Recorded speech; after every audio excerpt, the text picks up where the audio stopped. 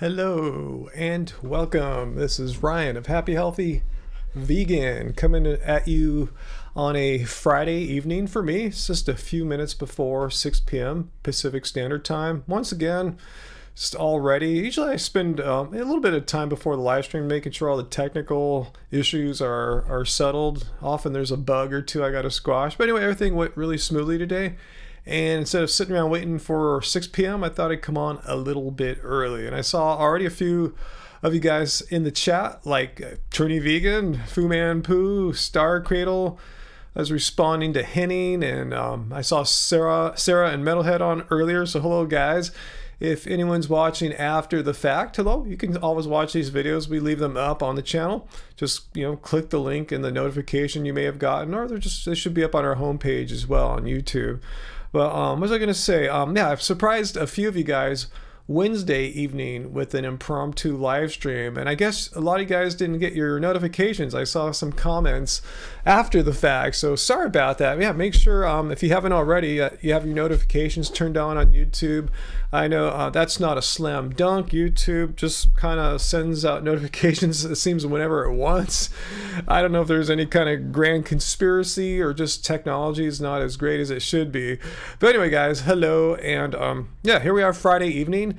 And on the Friday live streams, I like to invite all the would-be vegan debunkers to come, as opposed to the midweek live streams where it's just pretty much ask a vegan anything, not necessarily looking for anti-vegan debunker types. But on Friday night, this is the night where if someone thinks they have a great response to me why veganism is so horrible, they have a great argument as to why veganism is debunked, we'll listen to it. We'll listen to it with an open mind, look at it objectively, and see if it has any merits. And sometimes before the Friday live streams, like earlier in the afternoon, I'll go and find like comments we've got through the week from some of these folks, and hey, instead of me typing in some big thing here, it's going to take me half an hour, I'll say, hey, just come to my live stream. I paste the link because this live stream's already been scheduled. Give them the link and invite them to come here. So we'll see if we get any takers from my fishing, I guess it is, sort of. So hello, guys. Fu Man, you are off work this week. Praise God. Good for you. Nothing like having a week off for you. Hey, Trans Vegan, doing well? Werner, how is it going? Henning, you saw those videos and didn't remember their names. Yeah, you asked, who are the names of those people in the title of this live stream? Yeah, those are the two people I responded to. And to be honest with you, I kind of forgot their names too. I kind of remember Bobby Parish for his name more than the female I responded to. I totally forget her name. But somehow, yeah, Parish's name sticks with me. I guess there's kind of a double entendre there with Parish, Anyway, hey, Wesker, how's it going? Yeah, would-be vegan debunkers, hardly 10 man Adonis. Good to see you. I haven't seen you for a few weeks, right? Or am I just having vegan brain frog and just forgetting things because of all the deficiencies in my diet? Hey, Timothy, yeah, our Tuscan, I call it ours because it's from the Happy Healthy Vegan Cookbook, the Tuscan kale pilaf on Sunday, the leftovers Monday for lunch and Wednesday for dinners. Yeah, that's what's great about that recipe. If you follow it how we have it in the book, use the same proportions. Yeah. Well, actually, we usually don't have leftovers of that. Maybe we eat too much. Maybe we just chow down too hard. But yeah, we usually eat that all in one sitting. But it's a lot, it's a lot of food. We're stuffed after that. But yeah, the khichdi from Cubic Carb Baby, pretty much universally, there's leftovers of that. Hey, Fallen Marie. Let's see, how's it going? And Michael, how's it going, Michael? Yes, happy Friday. Yeah, the vegan brain fog or vegan brain frog joke is still around. Yeah, we just make it our own since dumb anti-vegans are going to say it. Hey, anyone can forget things, right? It's not just vegans who can forget things or be forgetful or whatever, so we'll just joke about it. Hey, it's a vegan brain frog because non-vegans have perfect memories and are totally mentally solid, right? Not, just anyone could be totally tight or loose with their memories, and it has really not much to do with your diet. Let's see, Jim, how do I feel about cricket powder? I've never heard of cricket powder to supplement a vegan diet for people like you having problems with your gums and muscle. Okay, that's a lot to inform me about there, Jim. Are you vegan? Curious if you're vegan. And what problems do you have with your muscles that only cricket powder can can help with. There's no other thing like plants that can help with muscle issues that you're having other than cricket powder? Just let me know. I'm just curious. I'm not making fun of you. There's a lot to unpack there that I don't understand. So I'll try to look for your further replies and inform us as to what's going on. Let's see, Timothy. How's it going, Timothy? Good to see all our happy fam there too, like Fallon Marie, Fu Man, and Timothy. You used up your Clean Machine protein and your post-workout shakes. Got to order more. Cool. Use our code because you'll still save. I'll probably get like $1 or something like that. Let me put the code up there for you because again, I use this every day that I have a smoothie, which is like 29 out of 30 days at least. So let's see. Browse web. Here's the Clean Machine green protein. At cleanmachineonline.com. This stuff here sounds like some crazy chemical isolate. It's a whole food plant. It's basically a thing called duckweed mixed in with some pea protein, and that's clean green protein. But let me give you my coupon code here so you can save a couple dollars here. It's Happy Vegan, all one word, but I'll put it into the show. The live chat here, so anyone besides Timothy, anyone can use my code here, the Happy Healthy Vegan code, and save a few bucks at cleanmachineonline.com. And again, I guess I'm considered an affiliate, but I just consider them more as friends. I just really like their product, and even if I didn't get like $1 or whatever from your you're using, I would still tell people to use it because I use it. I mean, I'm fortunate they send me a tub every month or so, but I'd pay for it if they took that privilege away because I love this stuff. I mean, it's so good. I would be more than happy. It's a completely vegan product ran by vegan people. The founder, Jeff Palmer, is like a 30+ year vegan. Great product, great people. So anyway, what did I miss there in all my little plug-in of my favorite vegan product company there? Let's see. Vegan brain frog. You like that, Star Cradle? Yeah, I mean, we're just going to keep tweaking it and pushing it further, huh? Dairy Fairy is kind of interested too, what Jim said. Cricket powder to help aid with health problems. I'm curious. I want to hear more about this. This is a whole new concept. No one's brought in a question about cricket powder to supplement a vegan diet for people like you having problems with gums and muscles. Because I've had some gum problems. I've made that known. In fact, I got a tooth extracted earlier this week. I'm surprised I made so many videos this week. 2 videos responding to anti-vegans, and then a live stream Wednesday, and I still had time to get a tooth extracted on Tuesday. It's been a pretty weird week for me. Trans vegan. You're Luciano Poblamba. I'm pretty darn sure I remember that username from past live streams, but you discovered that you're a trans woman since then, and this is the new username. Awesome. Cool. Thanks for helping me, or not helping, just connecting that for me, because I wouldn't have known that. Thank you. And good luck with that. Yeah, I had one of my friends that helped me run for office. He was like advising me, and now he is a she. Yeah, my friend. Why am I having vegan brain frog right now? Gosh, I can't remember his last name. Jose. Now he's Josie, and he got a position. He's a political activist, and he just got a position in Washington D.C. I believe. Something about LGBTQ and or trans rights. Some kind of organization working in that field. So awesome. Anyway, what am I missing here? Let's see. Let's see, Fu Man Poo. Are you serious? Nikocado busted beyond 400 pounds. Are you? I don't believe that. I mean, I believe he's like maybe 250 pounds. Is he even 300 pounds, Nikocado? You guys can tell me. I don't watch his stuff. He's just, completely lost it last time I saw him. Let's see, Star Creator. Ryan, am I familiar with Rationality Rules? Never heard of this person. He's a generally thoughtful and philosophical man who recently uploaded a video about why he, along with many others, are not vegan. Let me look him up right now. That sounds interesting. Rationality Rules. And he's trying to give a rational argument as to why he's not vegan. That sounds interesting. That's a far cry from what we see here with the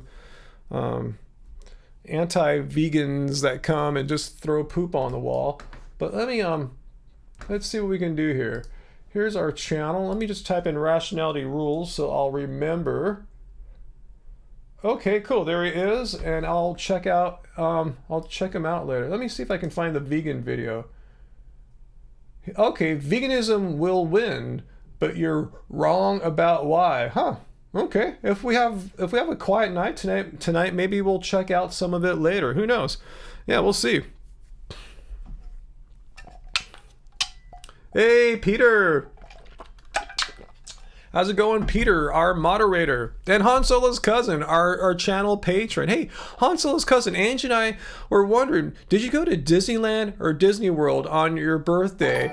I thought you were there on Wednesday, right? Just curious if you're out this way or if you're out in Florida. Really, yeah, we couldn't figure out which of the parks you were at. Or maybe you're at a different one. Maybe you went to Tokyo or something. Who knows? But yeah, cool. Thanks. Good to see you, Han Solo's cousin. Yeah, and a lot of you guys didn't get notifications of the Wednesday live stream I did impromptu. But I know Han Solo's cousin, you were busy enjoying your birthday at Disneyland or World there. So awesome. Hey, Antonio. Oh no, Antonio became the latest member of our Happy Fam. Happy Fam is the name we give to our channel members.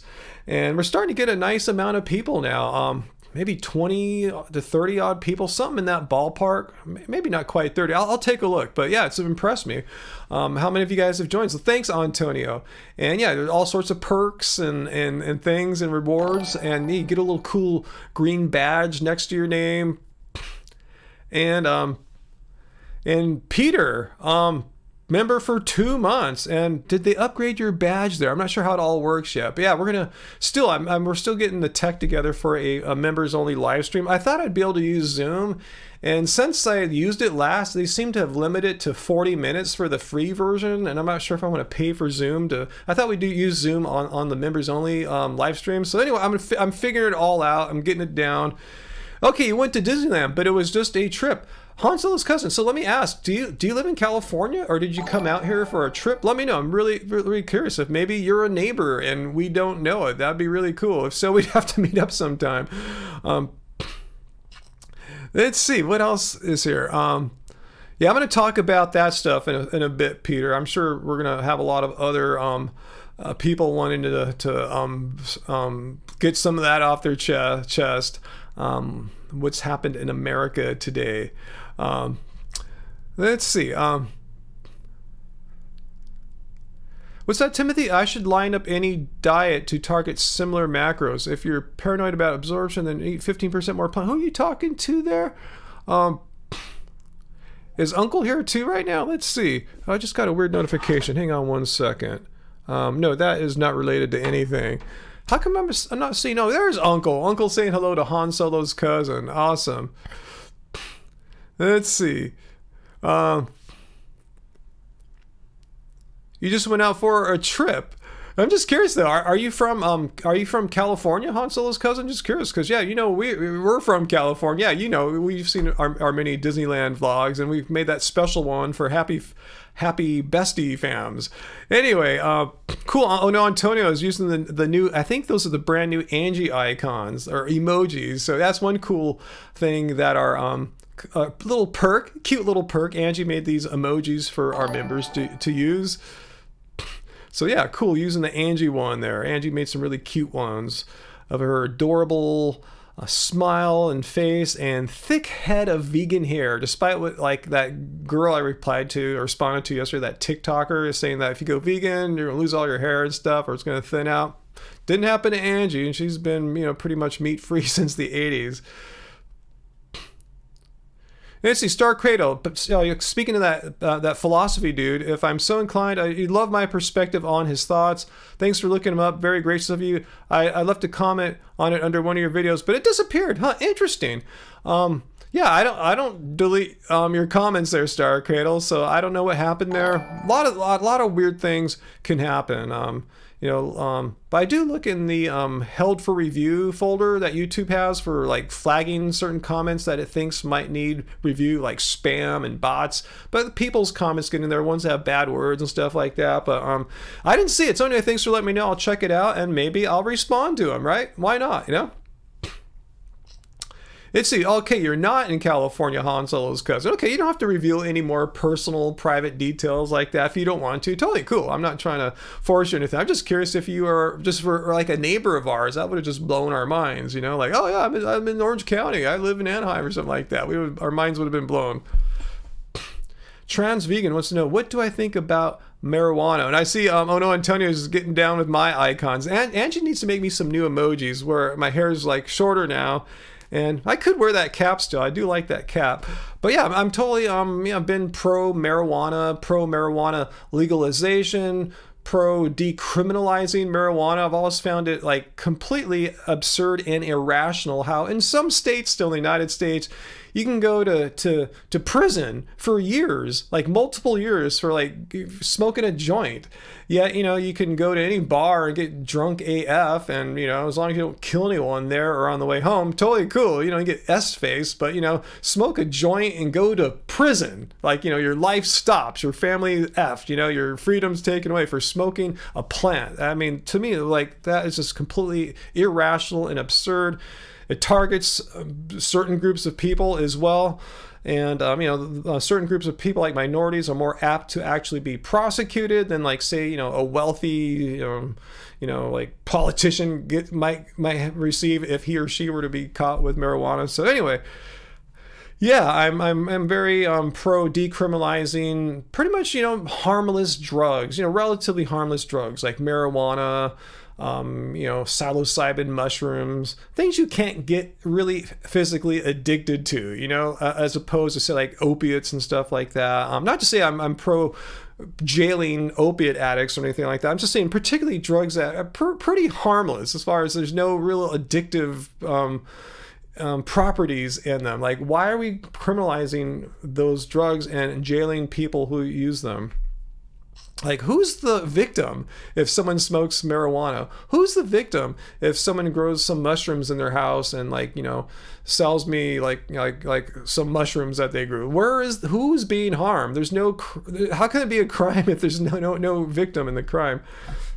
What about steroids, Ace Jackson? I don't. You guys tell me. I don't know anything about steroids. I know everyone says that, but I don't. Are they legal? Are steroids legal right now? Like, can you go to prison for taking steroids? I mean, what do you want to know about my opinion of them? I don't do them.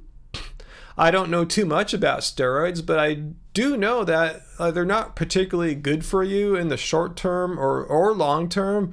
So I don't know. What else do you want to know about my opinion of steroids? I just don't know much about them, and I don't do them. Weed is crazy addictive. Well, I mean, it could be argued that it's psychologically addictive, but it's not physically addictive. There's no physical dependency with marijuana. It's like if you smoke weed for a week or a year and you stop, you don't all of a sudden have like, you know, delirium tremens, like whatever they call it, like with alcohol, or just like losing your mind like you do with opiates and, you know, whatever other, you know, even caffeine is physically addictive, you know, it's like high caffeinated sugar water in coffee is physically addictive. But yeah, marijuana is not physically addictive. There's psychological addiction that can happen, but you can get psychologically addicted to anything. Shopping, sex, you know, all sorts of stuff, eating chocolate, or gruel if you're a vegan. But anyway, hey Daniel, yeah, caffeine can get you high. I got really effed up on caffeine once when I was in college. Uncle, you went to Amsterdam. Awesome. Yeah, I've never traveled there. You like the ability to smoke hash in the bars. Yeah, I did smoke hash in Copenhagen, but I never made it to Amsterdam. This was a long time ago, guys. Long before I even heard of the word vegan. Yeah, Sarah. Yeah, I don't drink caffeine ever. I don't drink caffeinated beverages. Once in a while, though, I will sip on Angie's coffee if she gets a latte. I don't know anything about coffee. She's tried to explain to me the difference between a mocha, a cappuccino, Americano. I know what an espresso is because that's the thing that really I got super high on once in college. And I know from sipping on her stuff, cold brew, I like lattes. Those are cool. So if I'm it's in the morning, I'm a little hungry and thirsty, I'll go, let me have that little sip of your latte, and it's cool. But that's about it. I never go out and say, I'm going to buy a coffee. I wouldn't even know how to do it. Seriously, I really don't know how to buy coffee. I guess if she told me exactly what to say, like walk up and get a tall latte or whatever, I guess I could do it. Yeah, with, some kind of plant milk. Let's see. Fu Man, poo, wake, bake, end up unemployed in mom's basement. Yeah, I don't advocate for like smoking all day and not getting stuff done. I mean, some people I know can smoke all day and get a lot of stuff done, be very productive, but they're kind of more the exceptions to the rule. For me, when I partake, it'll be like at the end of the day, in the evening, when everything's all done. Dinner's finished, all the work of the day's handled, kick back and maybe listen to some cool music, something that, tickles the ears, watch a groovy movie or something like that. Yeah, that's how I roll. I can't remember the last time I don't think I ever smoked weed before noon. Pretty sure I never have, and I really can't remember the last time I smoked weed in the daytime. I'm feeling all right today, Antonio. Thank you for asking. Yeah, politically, America-wise, kind of bummer, but yeah, I'm feeling kind of good. I had a really good workout today at the gym, so my body feels pleasantly tired right now. Cosmic Skeptic. Yeah, I've heard of Cosmic Skeptic, who's now vegan. He and Rationality Rules are buddies and have discussions on veganism in the past. I've heard, those guys are Cosmic Skeptic, have collaborations or debates with, those guys you're talking about there, like Richard and Isaac and PP. Oh wait, I know him. Yeah, I've chatted with him. Perspective Philosophy. Yeah. No, you went to Copenhagen too on the same trip, Uncle. It sounds like you hit all the great cities of Europe on that one.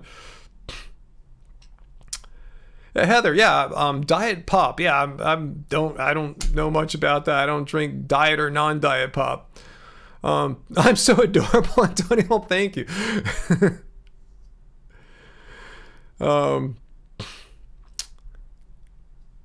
In the evening, I did say that, huh? Quoting a Led Zeppelin song there from In Through the Outdoor. Used to bong before studying in college. See, I never did anything like that. Like I said, I never did any altered states of consciousness, being like booze or some weed. It would be after studying or after, all the responsibilities of the day have been handled and it's time to just purely relax and enjoy life a little bit. Eating Beyond Jerky. I still have yet to try that, Wesker. Yeah, I've heard about it. Vegan Gains likes to debate flat earthers. Still, I remember when I was watching his channel, a couple years ago, I remember he was debating flat earthers, before COVID and all that stuff. Does he still do that? VL now. Do I think taking medication that is directly derived from animal products still vegan? Example HR hormone replacement therapy. Is that what you're talking about? Before I answer your question, VL, now, I'm kind of curious what your answer is. I'll answer your question. I'm not trying to evade it or anything. I'm just kind of curious, how do you feel about that? Yeah, basically, I don't know what country you're from, but at least here in the United States and most first world or whatever you want to call them countries, there's a process in which they are... there's trials and tests. And here in the United States, it's the FDA. And virtually every drug, anything, any prescription, over the counter, anything like that has gone through FDA testing to get its approval, their approval, in order to be released in the marketplace. There's pretty much no way around that. And I did do some searching on this, and if I remember right, aspirin, since it's so old, has not had any kind of testing trials involving animals of any kind. It just I guess they just gave it they grandfathered it in or something like that.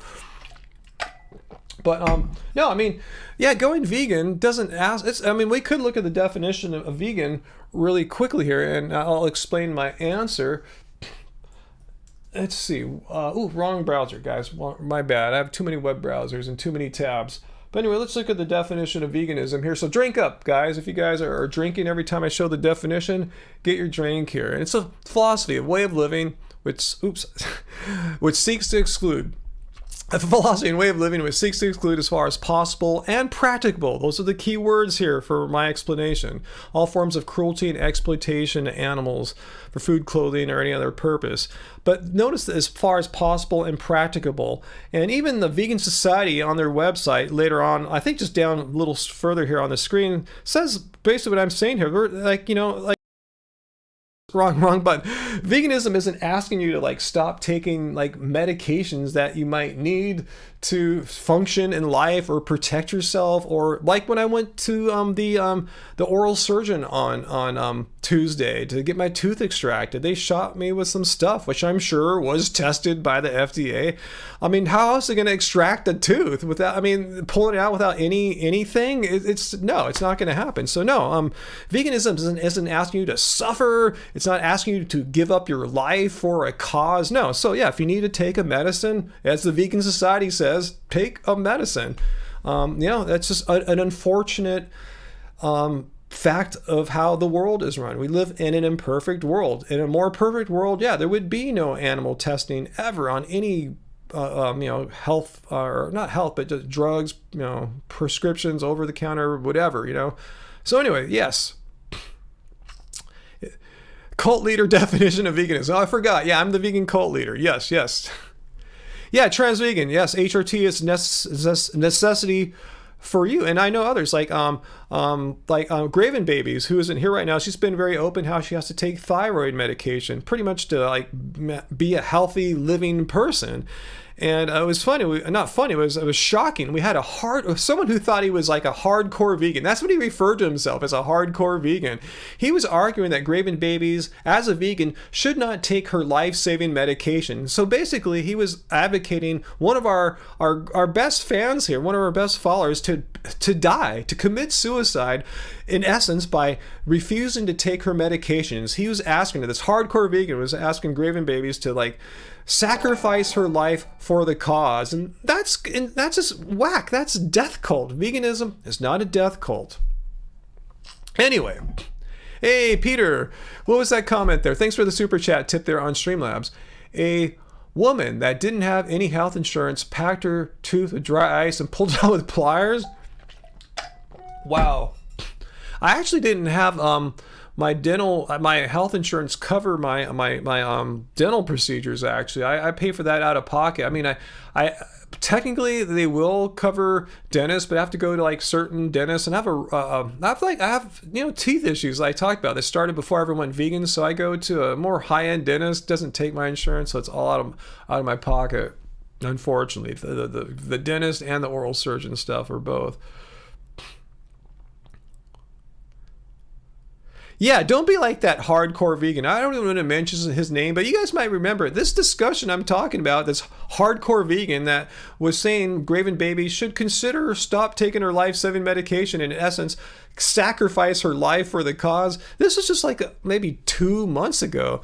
I was so pissed off. I said, dude, you apologize to her right now. How dare you tell her to kill herself in the name of veganism? Like, think about it. How would that resonate with the general public, who already think we're a bunch of cult-like weirdos anyway, and they hear about, oh, if you're vegan, you have to kill yourself and not take medicine ever. Like, and how is that going to sell amongst the general population? They will say, screw them, I'm taking medicines. I'm not going to give up medication.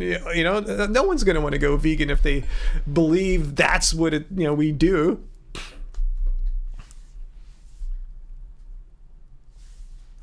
Anyway, Daniel, I think they are talking about medications that have animal byproducts in them, not just ones that were tested. Well, yeah, that's two different discussions, Daniel. Great distinction there. You must have a philosophical mind, because philosophy has been said to be the art of making distinctions.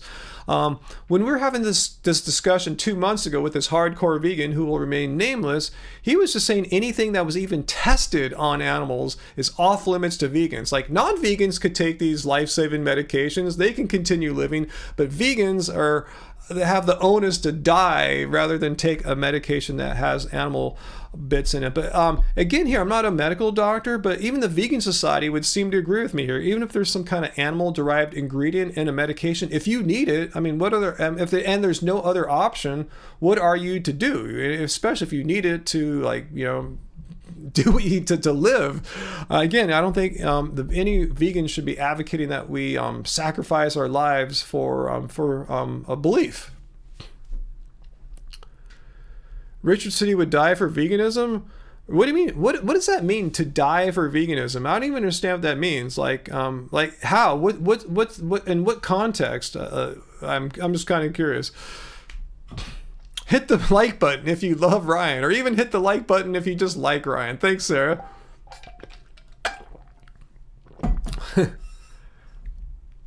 You want to go to the Vegan Society page? Yes, here we are. We just went to the Vegan Society page to look at if, the question that was asked about 5 minutes ago, like from Trans Vegan, about taking medications, especially if they might have animal bits in them, or if they were tested on animals. So we looked at that there. Yeah, Timothy, great point there. It's the best effort philosophy on reducing harm. Veganism is not a suicide cult. And if anyone tries to argue that vegans should somehow commit suicide for the cause, run. I mean, think about it. Suicide cults, no matter what their intentions or their goals or ideals are wrong. Suicide cults are just wrong. No.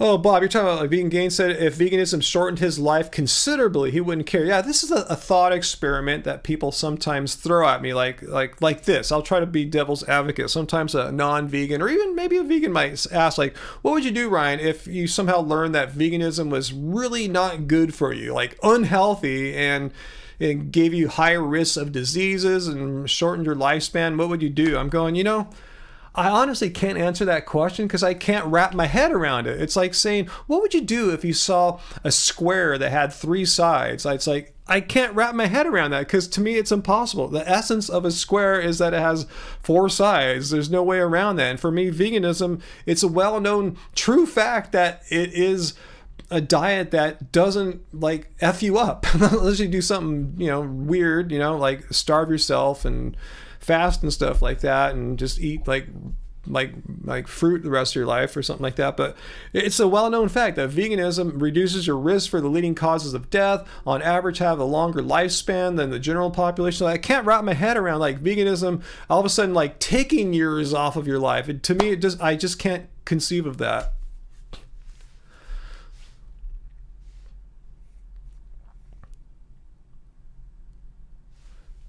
Let's see, Peter.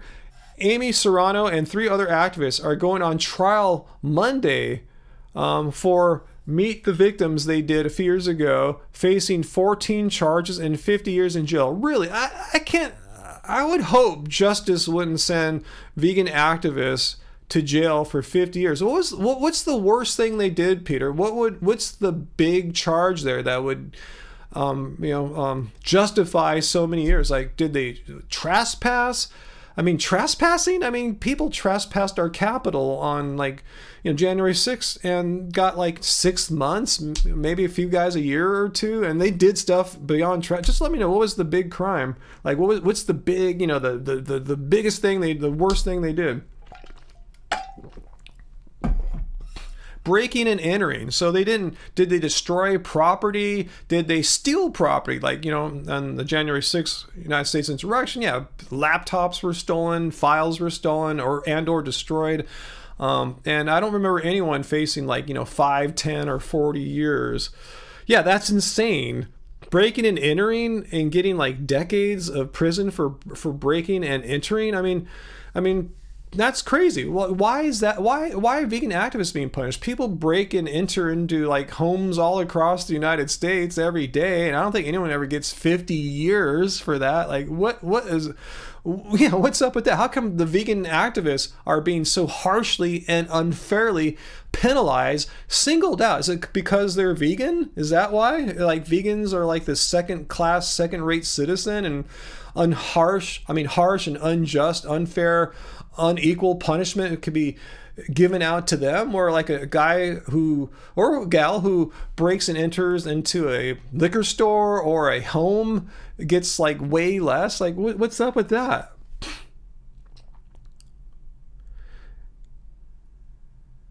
Huh. As far as you know, they didn't do anything like beyond breaking and entering. They didn't try to take out a pig or anything. Yeah, so they didn't steal any property because, in the animal agriculture industry, a pig is someone or some corporation's property.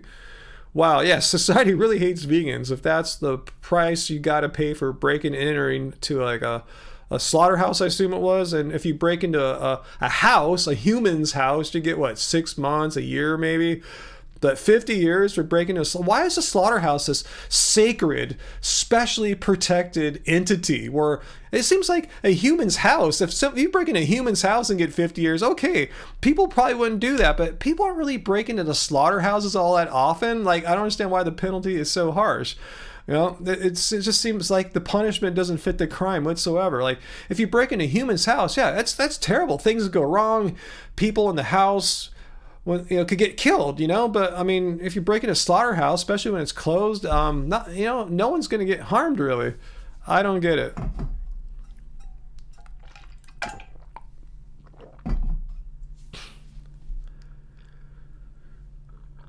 Anyway. Let's see, Sarah. You saw some adorable pigs on your way out of the hike of Sisters the other day, last Friday, right? You saw some just like wild pigs out in nature. That's freaking awesome. Fu Man, what kind of person chooses to work out a slaughterhouse? Good question. And from what I know, it's not really a choice. It's just like the only or best job that a person can find. It's a really horrible job. I heard, the turnover is quite high, as you might be able to, assume. And, it's just like, it's not like a job of choice, let's say. It's just like a necessity or forced. And anyway, not forced, but you know what I'm saying. Not like, so it's not like someone's first or second option typically. It's like the only option. Let's see, Mark, your whole food, plant-based, whole food PD, plant-based, you meant, and also vegan and have been the healthiest in your life. And you tell people you're vegan and whole food plant-based, you like to educate them about your eating style. Awesome, yeah.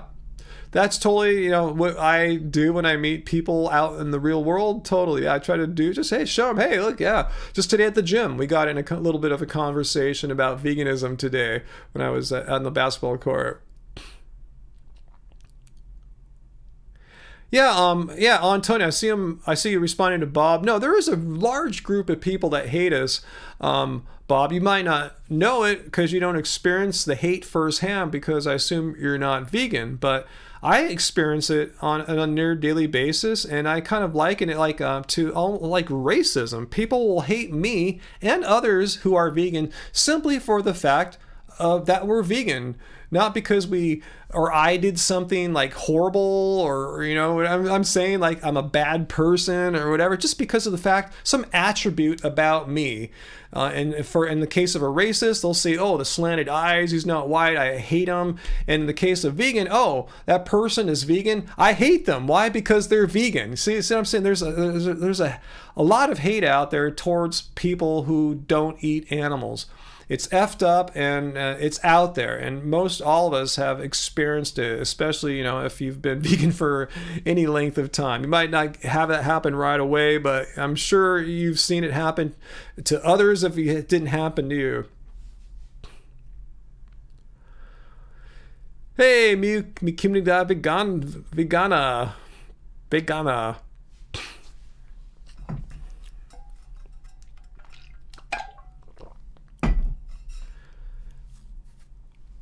Yeah, well, you don't get how people just don't like vegans. It's just something about when they hear that we're vegan that it triggers them. It's like, so I could see if like I said, hey, I'm vegan and I'm better than you and you suck and you're evil and immoral and doing all this horrible stuff, then they'd have reason to dislike us. But I'm just saying, if someone just knows that you're vegan and knows nothing else about you other than you're vegan and dislikes you because of that, it's akin, like I said, to racism. Just disliking or hating someone because of an attribute of them that has nothing to do with being a bad person or your character or anything like that. Oh no, Antonio, you always have a great time hanging out here. Yeah, it is pretty good usually hanging out here, you know? Yeah, once in a while it gets a little dark and weird and stuff. But that's usually not my fault. It's usually some weirdo or some weird, I should say, just a dark anti-vegan. Come on. Hey, Twisted Yoga Girl, good to see you again. Awesome. Fu Man Poo. No, I think Sarah was just having some fun with you there. Yeah, stool softener. Yeah, she's actually trying to be helpful. We love you, Pooh. Don't get mad at anything Sarah said. Sarah is I've known her for a long time here on YouTube, and she is a sweetheart and was often used some advice on something to take to ensure that you are here. Because why would Sarah want to see her? She obviously enjoys your presence here, as most all of us do, Fu Man Pooh. So yeah.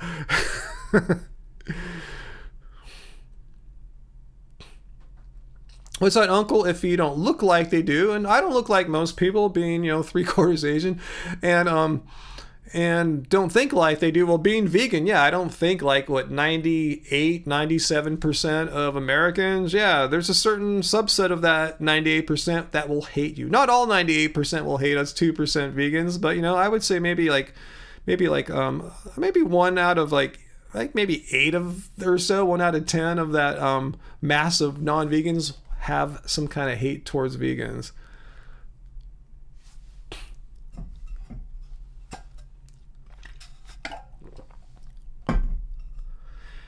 Paul Saladino, yes, I know who that is, the carnivore doctor. And to stipulate, he's not like a doctor in the sense of when you think of the word doctor, he's I'm not discrediting psychiatrists, but he's a psychiatrist, but he likes to put that carnivore doctor thing out there. Yeah, psychiatrists are medical doctors. Just wouldn't put out, he wasn't trained in studying the body in the same way that he wasn't trained in nutrition, even though he says he studied all on his own. But he's saying plants are poisonous. Yeah, that's what he's always been saying. Yeah, he's been saying plants are poisonous. So if plants are so poisonous, Paul Saladino, how come my health hasn't been wrecked yet after 11 and a half years of eating poison? It seems like if someone were to eat poison for a day or two, some negative health effects would show up. You'd die, you'd have, your blood tests would be wrecked.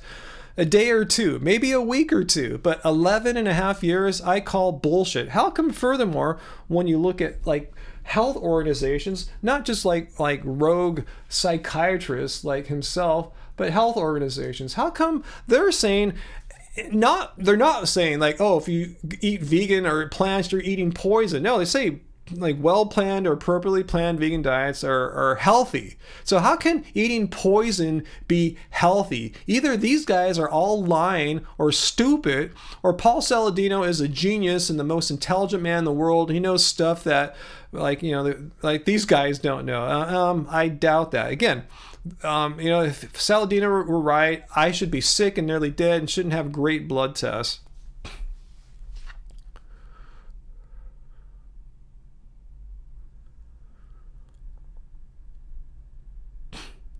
Hey, Tracy, yeah, you're sharing an experience that's why I tell people, don't, you vegans out there, don't get mad at people who came for health reasons or only eating a vegan diet because of health reasons. Because Tracy Lynn says here, I mentioned before that you came for health reasons, but the more you learn, you can never go back. Well, that's a common story. Rich Roll fits into that scenario as well.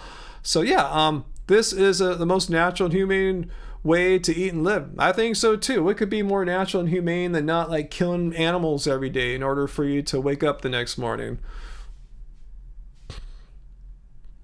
Let's see, 2am Vegan, The Guardian, a 2015 study by blah, blah, blah, and found that not only have vegans face discrimination, which we were just talking about, but that it's on par with the hatred that a number of minorities face from bigots. Yeah, I can tell you because I'm both. I've experienced hatred and discrimination as a Asian person. And I've faced pretty much the same kind of hate and discrimination as a vegan. I know they're the same thing because I've experienced it from both sides. So a lot of you guys that are not people of color that have faced this hate and discrimination now know you've walked in the shoes of some of us who have faced it as just by how we're born.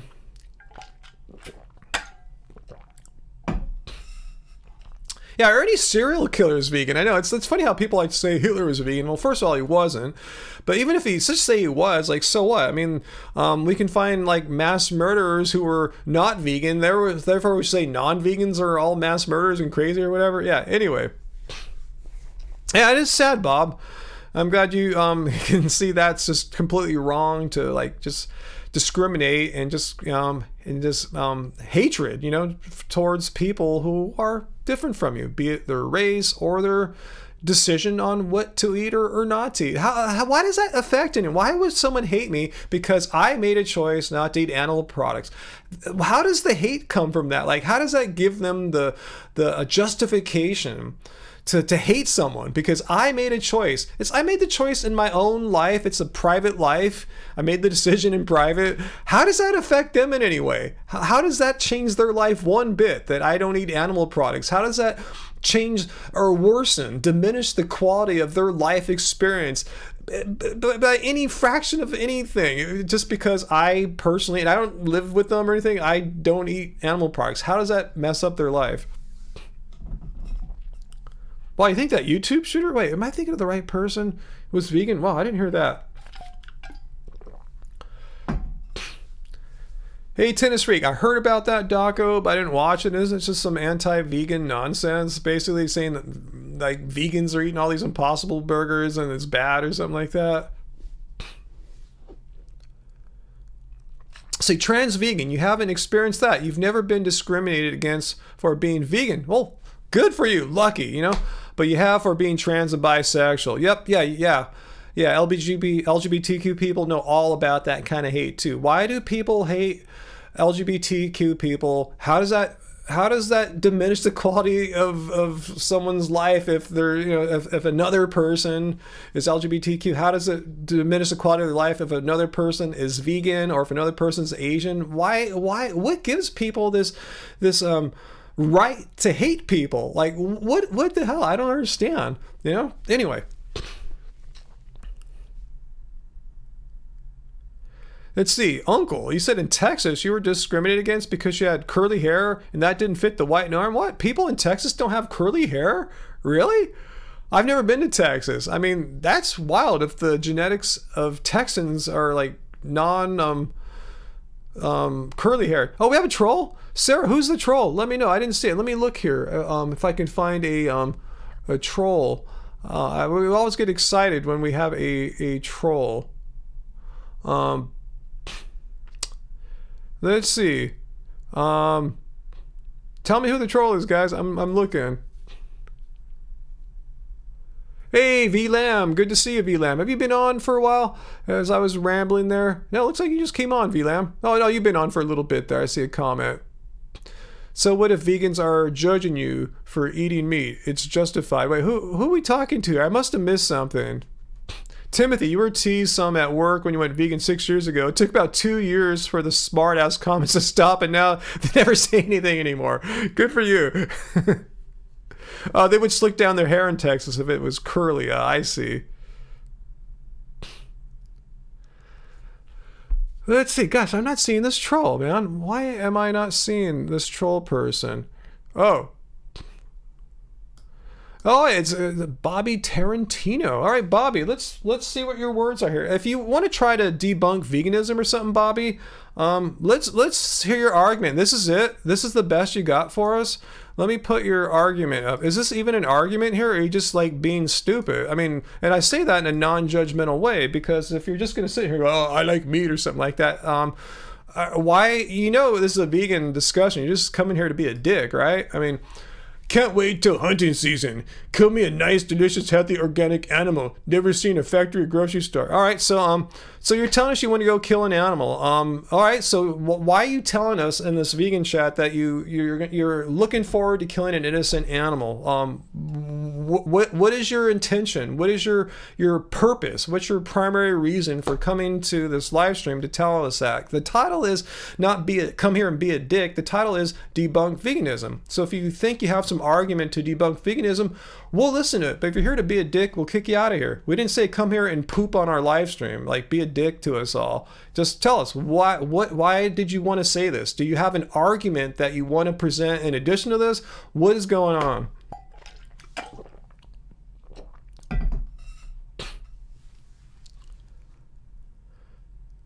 Yeah, Graven Babies, I'm with you. I don't think he's gonna I don't think he's gonna back this up as my 2 cents. I think he just came here and pooped it out and left.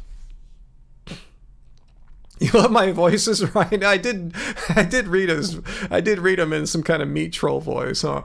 I didn't mean to. Sorry if I offended anyone, but it sounds like at least one person enjoyed my troll voice there. I just did it instinctively. Sarah liked it too. Okay, let me read it again. Let me see if I can do it. Now I'm conscious of it. Can't wait till hunting. I don't know. I know I feel like I'm trying to like make fun of like a southern accent or not. I forgot what I did the first time. Anyway, I can make fun of southern accents. My family is from Arkansas, so Anyway, I'm southern in nature. My mom was born in Arkansas. Yeah, my grandma too. What's that hitting John Venus? What's this on again, off again? He's on now on the podcast with all the carnage. What is he saying? What is he saying? How is veganism so wrong or bad? What is John Venus's like 2 cents? I can't imagine. Your family's from the UK, Peter, so you can get away with doing a British accent.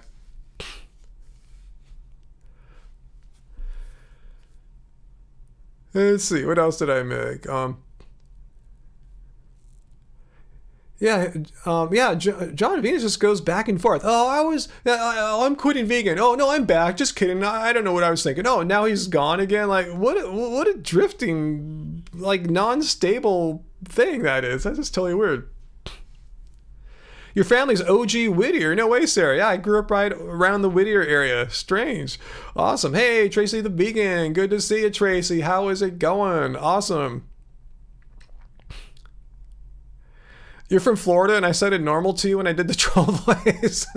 I don't know. I don't know what Florida accents sound like, to be honest with you. I wasn't trying to like do anything really. It's just the intuitive accent I saw when I saw these words. That troll accent came out. Anyway,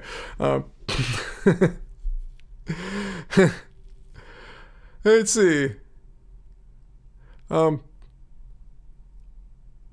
Oh, they go on and talk about how veganism is a cult. Hey, if anyone wants to come here and tell us how veganism is a cult, I would love to hear. If someone wants to come on the live stream right now, if someone is lurking in the background and wants to tell us how veganism is a cult, please do, because all I can see, if anything's cult-like, it's like carnivore type people. There's nothing culty about vegan. It's just a moral again, it's just you're against animal cruelty. How is that a cult? I'm against like cruelty to humans. Does that make me a cult person as well? Like, what's the difference? Being against animal cruelty. It was a caveman voice, actually. Let me try it again. Let me see if I can do it.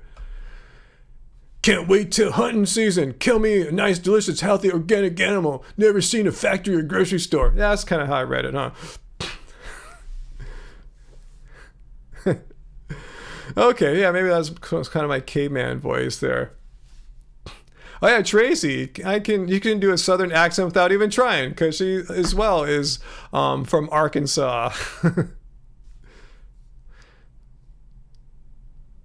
What am I saying, Ryan? Don't deny the cult. No, I really want to have someone come here and try to present in a rational way, which I'm sure John Venus couldn't do. In fact, let's invite John Venus. Shall we do this? Let's put the word out here and let everyone know that at 54.5 minutes in this live stream, invitation to John Venus. Hey, John, how is it going? It's been a long time.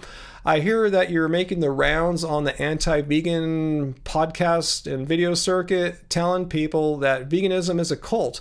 I would love to hear your reasoning as to why veganism is a cult. So would you like to come on this live stream with me? Because since you do go on all the anti-vegan podcasts and live streams, why don't you come on mine and we can have a friendly, open... I've met you before, John. I'm cool. I'm not like, some mean weirdo or anything like that. And I will give you an opportunity to present your case to me and our audience here. And again, we'll moderate it. We don't just let people like slander in the comments. We're a respectful, polite crew here.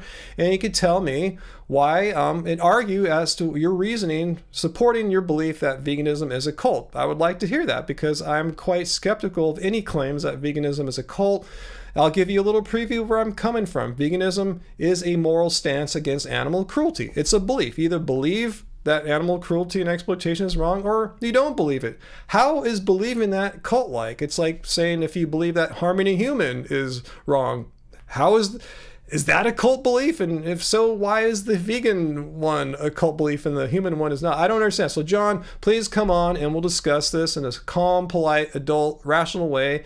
And you can make your case and I'll listen to what you have to say. All right, John? All right, end my invitation to John there.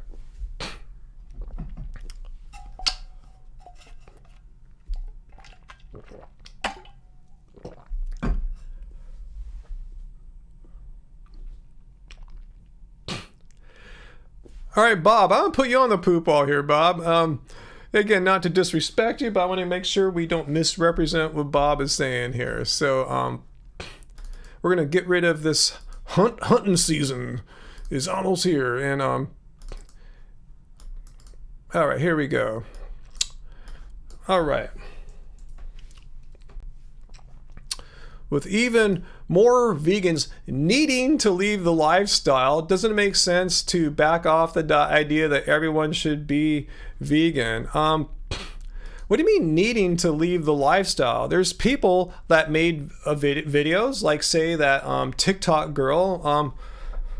I mean, what do you mean needing to leave the life? What do you mean what is the lifestyle? But what do you mean needing to leave and needing to leave the lifestyle? She obviously wrecked her health. All the symptoms that she listed that she had. Again, I've been doing this for so long. When I hear people talk about, I went vegan, and my hair was falling out, and I lost my period, and all these other, it's malnutrition.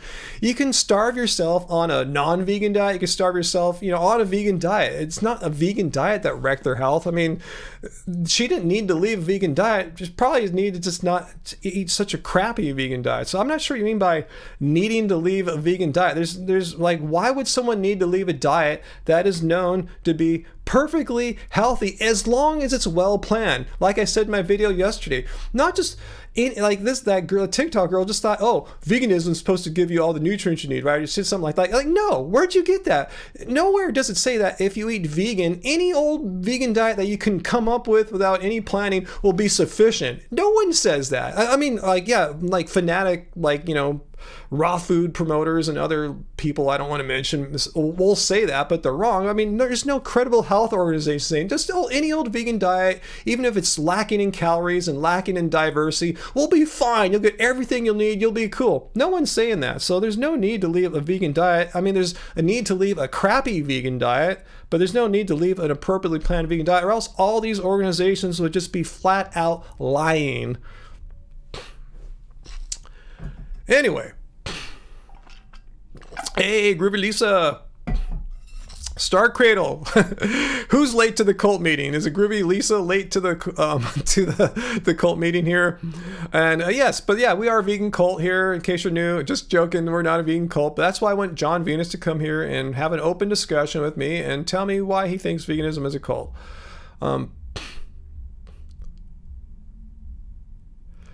Let's see.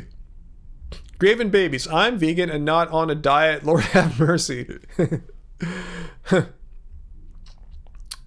What happened to JL? JL. What's JL? Me Community Vegana? Cult chant. That's the cult chant, huh? Tracy, it doesn't suck being vegan. I mean, we got a new shirt, guys. Angie just made a new shirt for you guys. In fact, she just ordered me one today, so I'll probably be wearing it on the next live stream. I think it'll get here in a week. We made a black version of the Doesn't Suck Being Vegan shirt. I think it's like $1 less. We had to get a different make of shirt, a different brand or whatever to get this black color. But yeah, here it is, guys. Doesn't Suck Being Vegan in black. So if you want that, let me paste that into the live stream chat here and get yourself a black It Doesn't Suck Being Vegan tee. I'm excited to get I have the blue one, now I'm excited to have a black one. So yeah, you can proudly display your cult chant for all to see. It doesn't suck being vegan.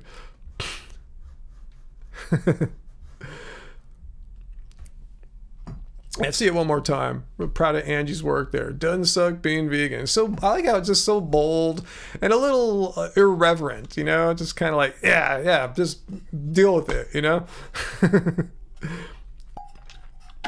Hey, Alfie boy, what's up?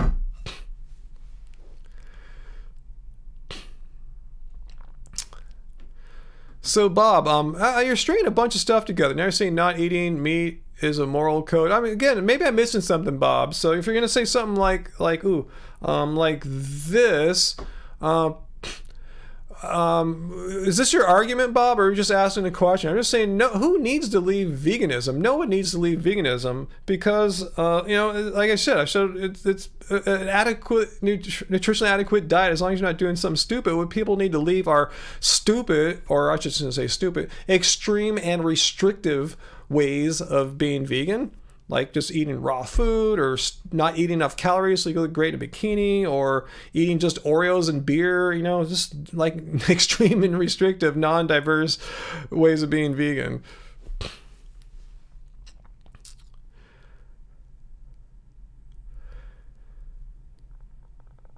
Oh, JL. I think did JL change her name? That's what you're talking about, me, Comunidad Vegana. I can't remember if JL changed. If you're here, JL, let us know if you changed your name or not.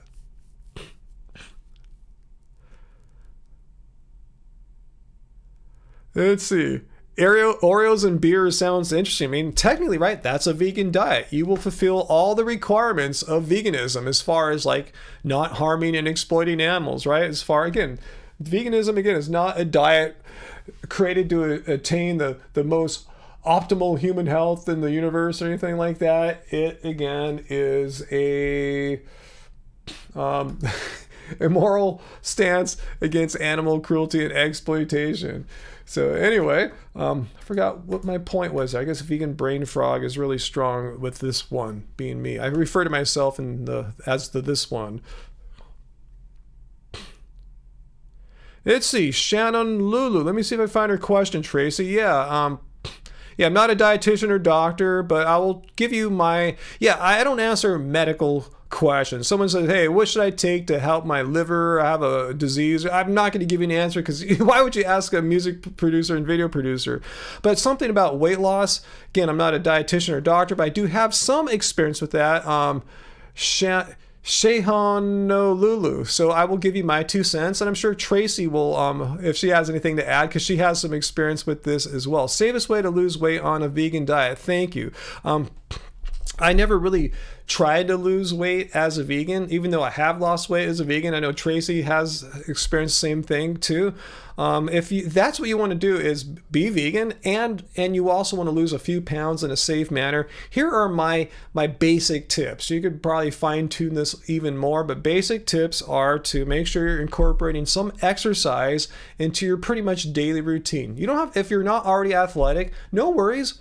If you're not walking, start walking. Walk half an hour every day. Bump it up to 45 minutes every day. If you're already somewhat athletic, if you run a couple times a week or do yoga or whatever, do it more often. Do some kind of physical activity every day. That will help you as far as burning more calories throughout the day, because, you know, that's really what weight loss is all about. You hear all these people say, no, you can eat all the carbs you want, you'll never gain a pound. That's nonsense. If you eat 5,000 calories of carbs or anything, but your body only requires 1,900, you're in a caloric surplus. So anyway, so exercise every day will help you burn calories off on a regular basis.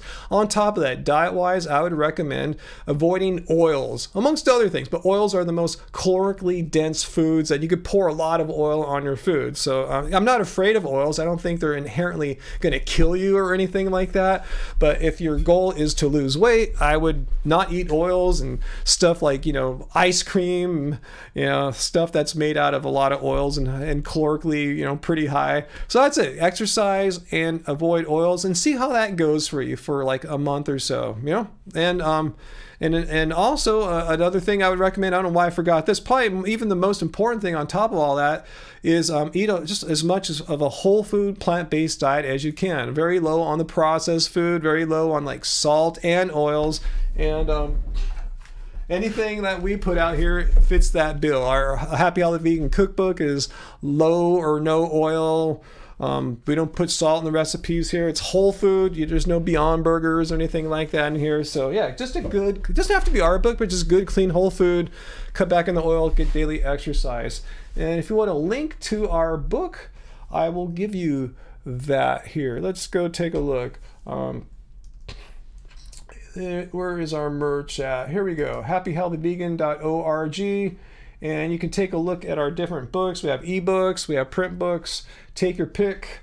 And let me paste the link down there. shop.happyhealthyvegan.org. So hopefully I answered your question there. Even though I'm not a doctor or dietitian, but this is what I've experienced as a vegan who's been trying different ways of veganism over my 11 years.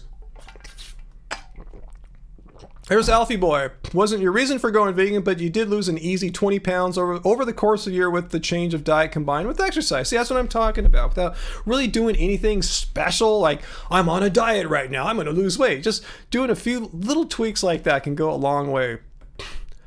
Okay, Bob. What is Bob saying, Tracy? Let me try to find what Bob was saying during my little rant there. What are you talking about there, Bob? It makes sense. Most vegans also want to save babies. Are we talking about the abortion ruling? What are we talking about here? You've totally lost me here. Yeah, Tracy. Yeah, vegans do not all think the same. There's some that are far right, far left, middle. There's atheists, there's Christians, Muslim, Buddha. We're just a cross-section, a slice of humanity. The one thing that vegans all do is not consume animal products. We're against exploiting animals. That's it. We have the belief that it's wrong to harm or exploit animals, and therefore we don't consume animal products. That's the one thing you can say, all you vegans, and fill in the blank, that's it. That's the one thing. It's actually two things. We're against animal exploitation and we don't consume animal products. Other than that, you can't say we can pin any belief about anything on us. We're just a cross-section of humanity at this point. We're not biased towards anything. I mean, there might be some trends that differ from the general population, but still, it's not like we're a homogenous group of people, other than those two things.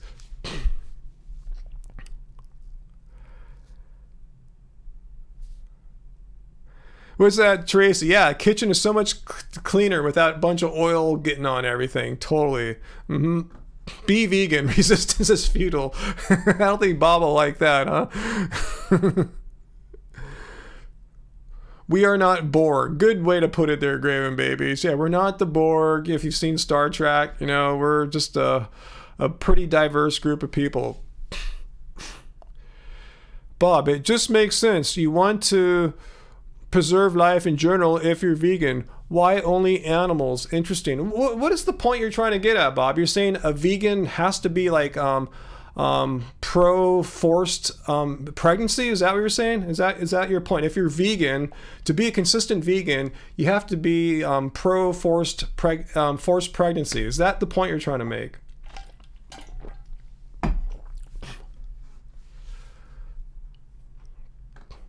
Can you say homogenous on YouTube? Yes, I just did it, Fu Man Poo.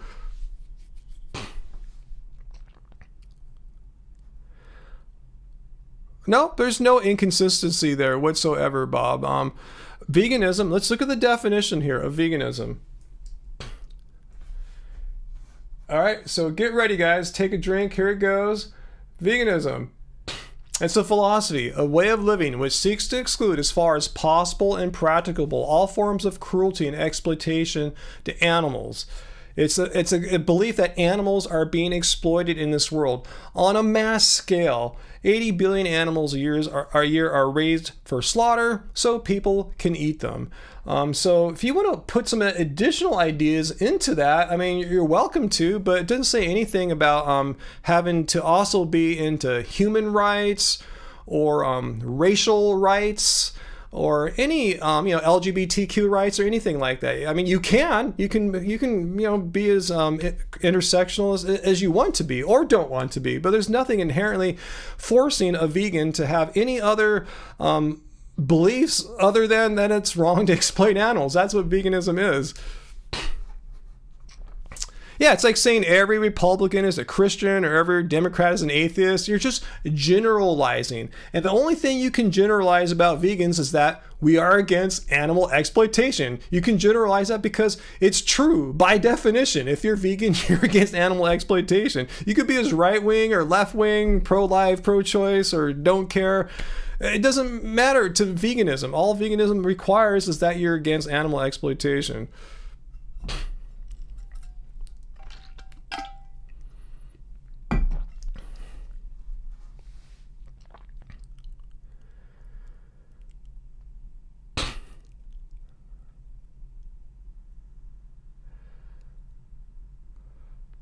Well, Bob, may seem strange to you, but you know that's a whole different issue. You're arguing for intersectionalists. Basically, if you believe in one type of exploitation or abuse, in our case, veganism, you should be a champion of all forms of perceived exploitation and abuse. You're saying we have to fight for it. The thing is, if that's the case, it gets diluted. How can someone like put all their weight behind their vegan activist arrow and not have it diluted by trying to fight for many other causes at the same time? I mean, I'm sure there's people that fight for more human rights things than I speak of racial issues, but that's not my focus. My channel is not about racism or anything like that. It's about veganism, even though I'll discuss it in passing.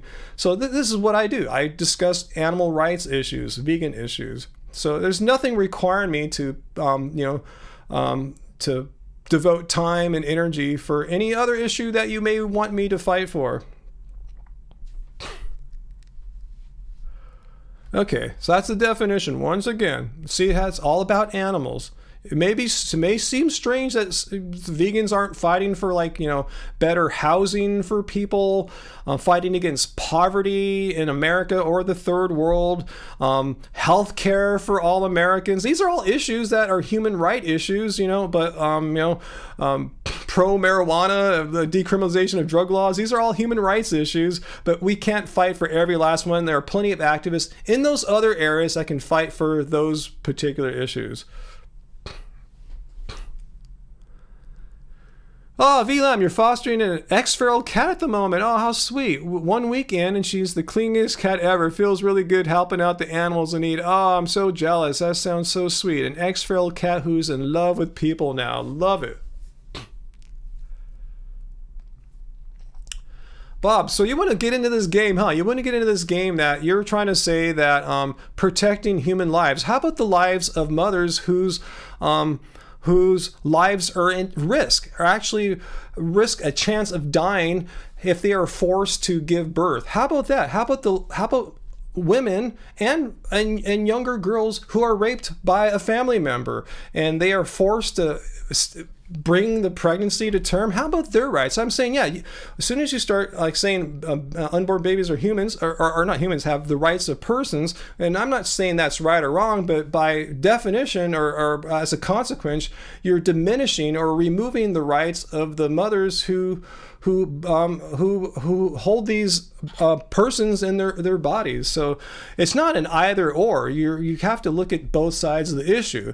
Tell me, how is it so compassionate to force a mother to give birth to a child whose the pregnancy may endanger the mother's life, kill the mother? How is that compassionate?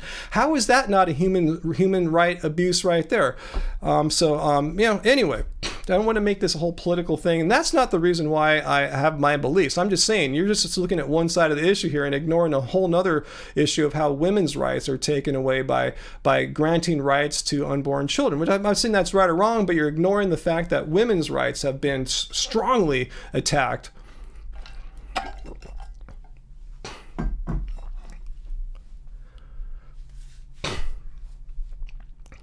How about them Dodgers, huh? I know. I actually follow the Angels a little bit better because I'm a big fan of Shohei Ohtani. I think he's like a just amazing athlete, and he's Asian. That's not why I like him, but I just thought I'd point that out. He's Japanese, if you didn't guess from the name. Yeah, it's a very difficult issue for sure, Bob. And it goes beyond. Here, let me just give you, I don't want to turn this into the political talk show or anything, but I'll just give you my brief take on this whole matter and why I don't agree with the opinion of the Supreme Court from today. There's so many issues. I just brought up rights of women, especially women who don't want to give birth. Like it's allowing states to pass a complete 100% ban on abortion. I know a lot of people that are pro-life, as they call it, say, well, I believe in exceptions in the case of rape and incest. Well, you might believe that, but your belief is not, it doesn't matter because you're not a state legislator. You're not a governor or whatever of one of these states that are passing these bans that provide zero exceptions. They don't give a crap if a mother may die or a high increased risk of dying from a forced pregnancy. But let me get to the biggest reason why I strongly disagree with the Supreme Court today. Is basically anyone who knows this whole this pro-life movement is a movement that's been pushed for decades. I remember this back in the 80s when I was in college. It's a movement that's been passed by this Christian nationalist movement. Again, I have nothing against people's religion. I have a religion as well. It's Buddhism. And the way that some people in Christianity, in this Christian nationalist mindset, interpret it is that they want their religious beliefs to become codified in law. Think about this. They want religious beliefs to be codified in law. They made no mistake today. Clarence Thomas, Supreme Court Justice, said, all right, well, now we got this out of the way. Let's try to use this same tactic to take away the rights of gay people, enter same-sex marriage, and not only that, same-sex relationships. He said too, it happens in the privacy of one's bedroom is now potentially under attack. Why? Because it's inherently immoral and it's destroying society? No, because the way that some people interpret their religion is that they believe that these things are wrong, which is fine. You can believe that if you want, that it's wrong to be gay. I don't believe that at all, but if you believe that, fine.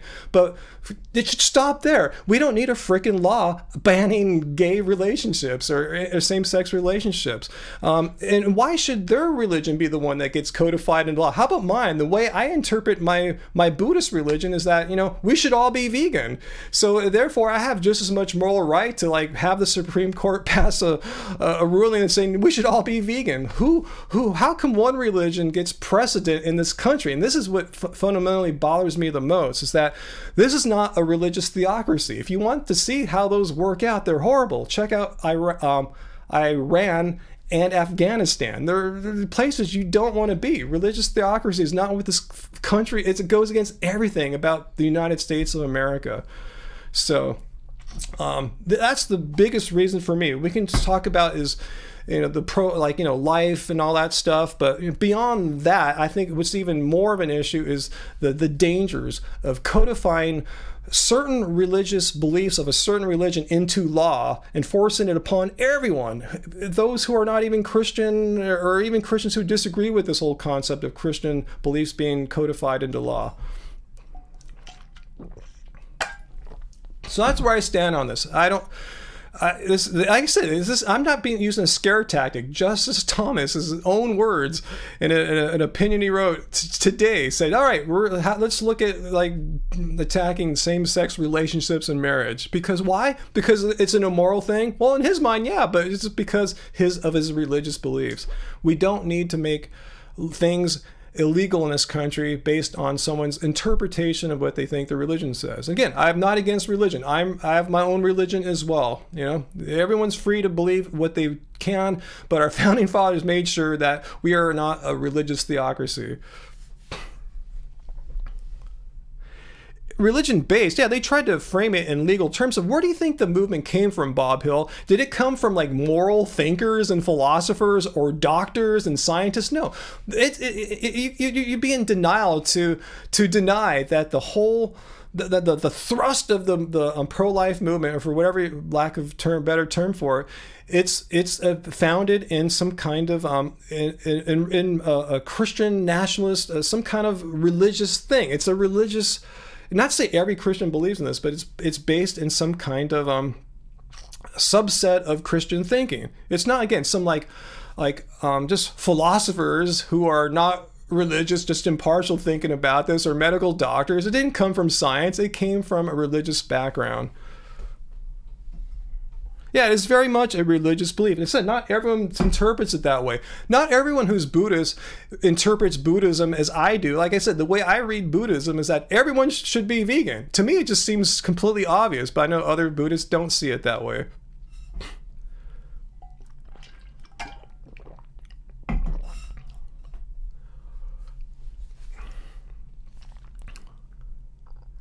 You miss fighting about oxalates. So anyway, that's all I'm going to say about that. I knew the issue would come up today because it's a big freaking issue. So it's a very complicated issue, as Bob and I will agree on that. But I think the fundamental danger is codifying into law religious beliefs, particularly one kind of religious belief. That is not the United States of America. And I'll fight tooth and nail against having our country become a religious theocracy. Anyway, let's move on. Let's talk about vegan stuff. Do we have any trolls? Did I miss any trolls here? Let's get back to it. Yeah, C.A. Garden, don't codify religious beliefs. Have your religious beliefs. I have my religious beliefs. You might have yours, but we don't need to make laws out of them. The lava lamp's looking nice. Yeah, Graven Babies. Yeah, you and I were chatting on Twitter about how I don't even want to get into what we were talking about on Twitter. I don't want to go. I'm just kind of trying to turn the corner here on that conversation. But yeah, I agree with you there. Mm-hmm.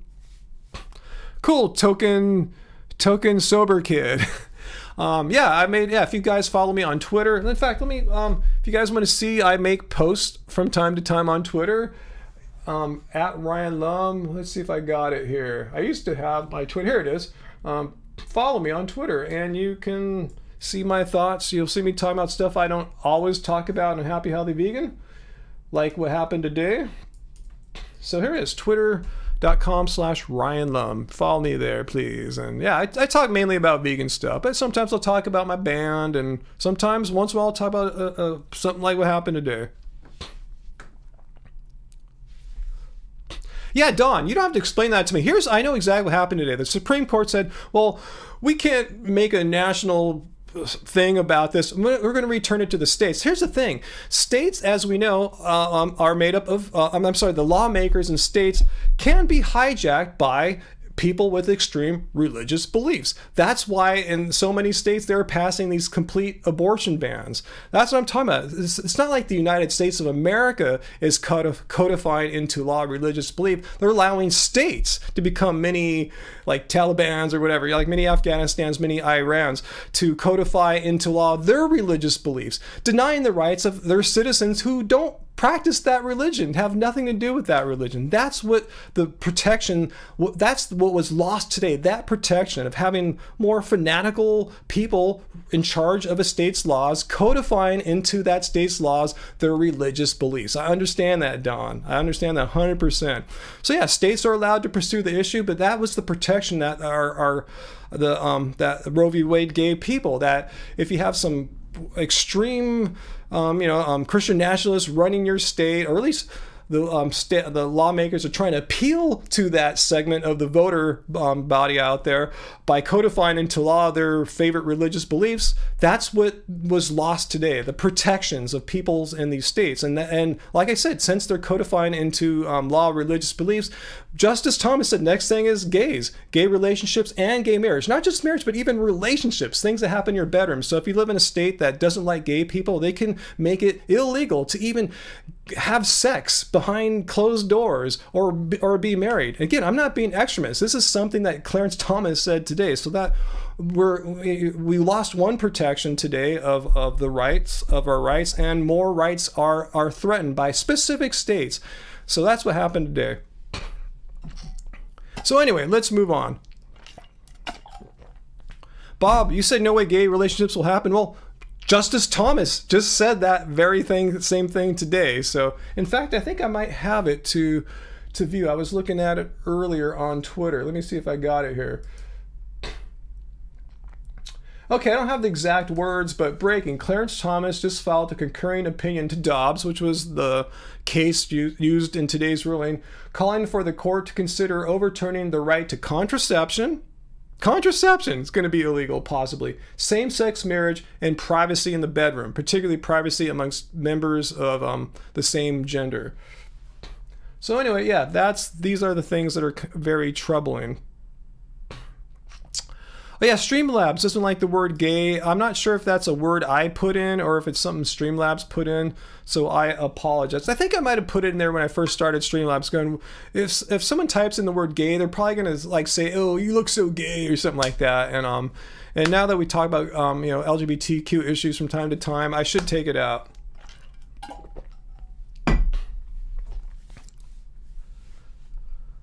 Yeah. Hippieista, this Laura from Texas, and sad for your young sisters. I agree. Yeah, Peter can say whatever he wants, I believe, because he's a moderator. Did John have a live stream last night? Are we talking about John Venus? Let's see. Yeah, Peter can definitely say gay here. You should be able to say it. I'll try to remember to go into Streamlabs. In fact, let me go right now. Let me see if I can do something really quick here. I forgot where I don't want to do it. I forgot where the moderation tools are in Streamlabs. I don't go into it every day, but I'll try to remember.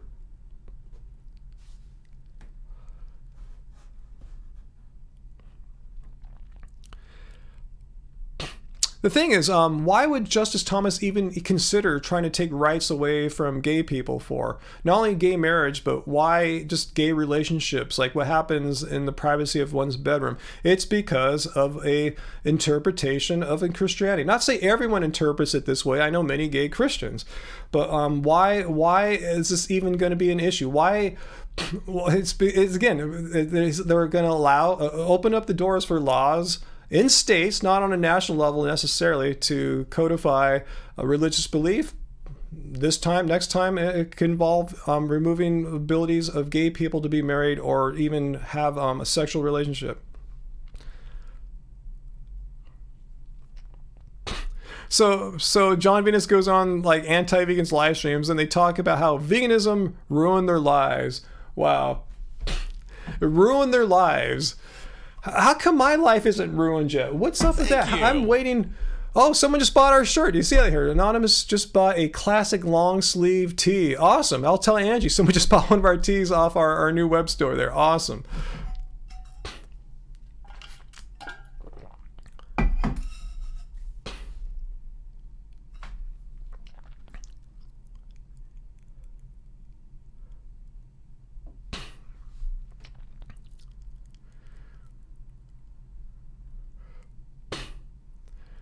So Bob, I see what you're saying, but here's what I'm saying. If you remove the protections on the federal level that people had to, like, say, the right to choose to have an abortion or the right for a gay couple to be married or even have a relationship, you remove those protections, it paves the way. It opens the doors for states who may or may not be ruled by people of either Christian nationalist beliefs or legislators who appeal to that voter base to codify into laws that discriminate against gays, because that particular voter base isn't really too LGBTQ friendly. Lynn, you're anonymous. You're the one that bought the shirt there. Awesome, Lynn. I'll let Angie know that yeah, she was just working on it all day. Awesome.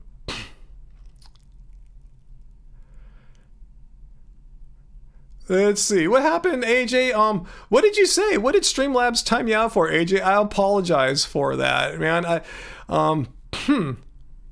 I wish I knew how to turn some of the I'll do that. I'll make a point. I wish I could do it right now live. I tell you, I don't use Streamlabs admin tools all the time. Can't do it just like that, but I will try to make it a little more open or not as strict, not as tight. So I apologize for Streamlabs doing that to you, AJ. You know, you're not in any trouble. You're totally cool. You know, you're one of our happy fam. I've known you for a long time here, so don't worry.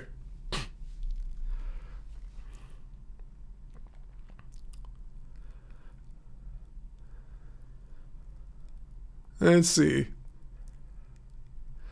Hippieista, veganism is great because it's so much cheaper to feed yourself. Now, well, anti-vegans think it's impossible. They think like veganism is an elitist diet of privilege. Like, really, I didn't know like beans and rice and potatoes were like the foods of the wealthy or something like that, you know? Anyway, oh, Heidi, your pug passed away last weekend? Oh man, I'm so sorry to hear that. It breaks my heart, you know? It breaks my heart. Animals, you know, for some of us are like family, you know. That's a weird concept for some. Like my parents, I see how my mom treats their dog. She treats her dog like a dog, but you know, we treat our cats like they're my children. They're my babies, you know. So my heart goes out to you. Best wishes. Hey, Jen Marie, thank you for the super chat tip there. So much appreciated, Jen Marie. Maybe I'll see if Angie's down for getting some burritos tonight. It's been a few weeks since we did the burritos after a live stream. What's that, Carl? You went to a sushi party tonight where we all made our own sushi rolls. The vast majority of filling options were vegan. Awesome. Then that makes it easy. Yeah, sushi places, you know, it can be hit or miss, but I've seen many sushi places where it's quite easy to get vegan sushi rolls, and some of them just have like their own little vegan section on the menu. Oh, he was so sweet. Otis, he had a good life and was 14, but still, oh, I'm so sorry for you, Heidi. I'm so sorry. Yeah, pugs are so sweet too. If we ever had a dog, a pug would be like one of the number one or number two options there, Heidi. So yeah, best wishes to you, and I wish I could say something that would make it any better, you know. It just shows you how much you love them if you're, you know, hurting, you know. And I would be hurting too, man, if something happened to one of our babies right now. And things have happened, you know, we've had to take them to the vets for emergencies from time to time. So anyway, hey, Dusty Dud. What's up, Brian? Just chilling here. I'm having a live stream. Oh, this is at a home, Carl. Your sushi party there. That's why you said sushi party. Okay. What's Peter? Peter, the best vegan sushi you ever had was at the vegan campout in England. Really? At the campout? I'm surprised, huh? Yeah, Uncle, I did hear something about Shacktoberfest coming to the Queen Mary. Is that going to be their haunted thing or something? I did hear something about Shacktober. I'm going, okay, I didn't click it, but I saw the headline for it in one of my social media feeds.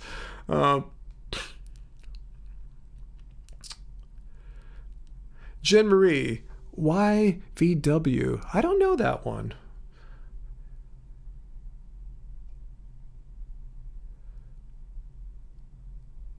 Oh, okay, Graven Babies. Thanks for answering Trans Vegan's question there. That's wrestling, right? It's very trans and LGBTQIAs, friendly wrestling and welcoming to all. Awesome. Okay, so the Shacktober thing at the Queen Mary here in Long Beach, yeah, it's the haunted thing. Awesome. Wow, Peter, that's amazing. Cool. Maybe one day I'll go to the vegan camp out in England. We'll see. By then, well, no one will know who we are because our channel just seems to keep getting smaller and smaller. But that's cool. That's not why I do this. But I'd like more people to hear my response videos to these like big channels and influencers who like poop on veganism. Let me get some more water here. So where are the trolls, guys? Where are all the anti-vegans tonight? Bob, do you still want to try to debunk veganism if we're still here, Bob? I mean, what's up? Like, I know Bob doesn't like veganism, so let's just try to focus our conversation back to this rather than like all the more like, you know, stuff we've been talking about for the past like 15, 20 minutes. But anyway, Bob, if you want to like share with us what's your problem with veganism, maybe you already did and we'd answered it in previous week. I don't remember. I'd be down to hear it. And where's like the real serious haters? I know Bob is cool and respectful. Where's the people that just have hate in their hearts for me or vegans? Where are you guys? I have like 90 odd people, 90, 94 people on right now. I know one or two of you guys might be lurking out there that just really despise vegans. You guys think we're just horrible people, and just let me know. I'm speaking for you. You come here and speak. Let us know down below. What's up? Oh, you're very welcome. All right, thanks, Jen Marie. I didn't know that. I just know a couple things like law and stuff, you know. I'm old. I don't even use emojis much. Angie, on the other hand, is very versed in emoji use. Makes me look like, my mom. Let's see if we have any anti-vegans just ready to come here and, rip apart veganism or debunk me. Let's see.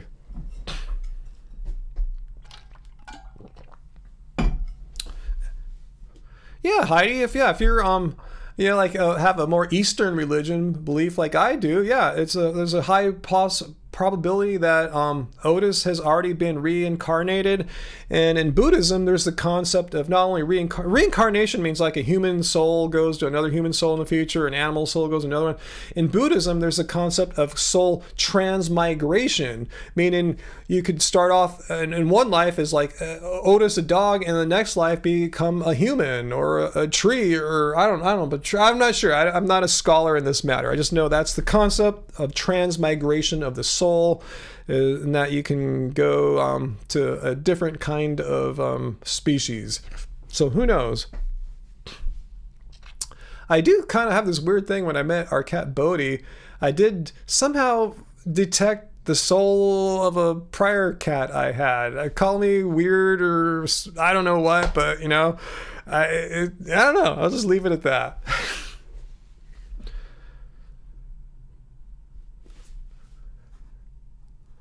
All right, where did Bob type something? I see someone responding to Bob.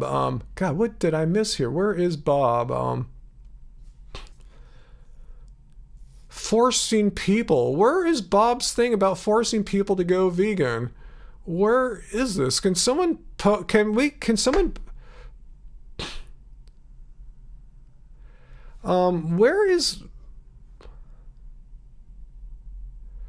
where is I'm not seeing Bob's thing about forcing people to go vegan, but who is forcing whom to go vegan? Is that your argument? How come I can't see Bob's comment about forcing people to go vegan? I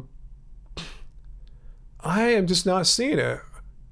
I see him responding to Henning about some government lobbying or something like that, but I always get amused when people say like we're forcing people to go vegan. Can you be specific? Like a meat tax? Cali has created so-called animal welfare laws to make chicken more expensive. That doesn't make people go vegan. Is there any data to show because that meat or chicken costs a little bit more than it used to, that there are more vegans now, and these people, or not even vegan, but people are forced to eat more plant meat or something like that? I'm just kind of curious where this thing about forcing people to go vegan. Okay, Bob said he likes the idea of veganism, but dislikes vegans who harass or force others to go vegan. Well, Bob, you're speaking in the general here, this broad generalities, non-specifics. Let's talk about me. I'm a real flesh and blood breathing vegan. I have a well-known history here. I have over 1,000 videos on YouTube since 2013. I'm a known quantity.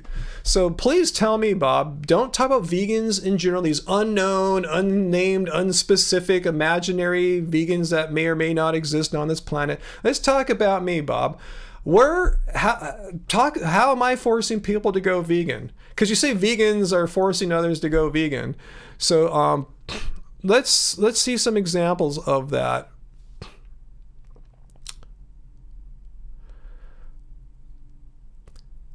And let's see.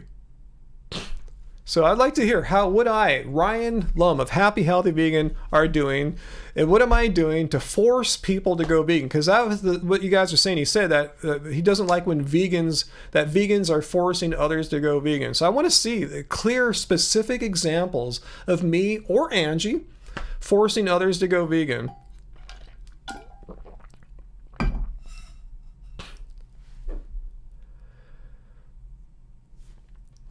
All right, so I'm waiting to see what Bob is going to say.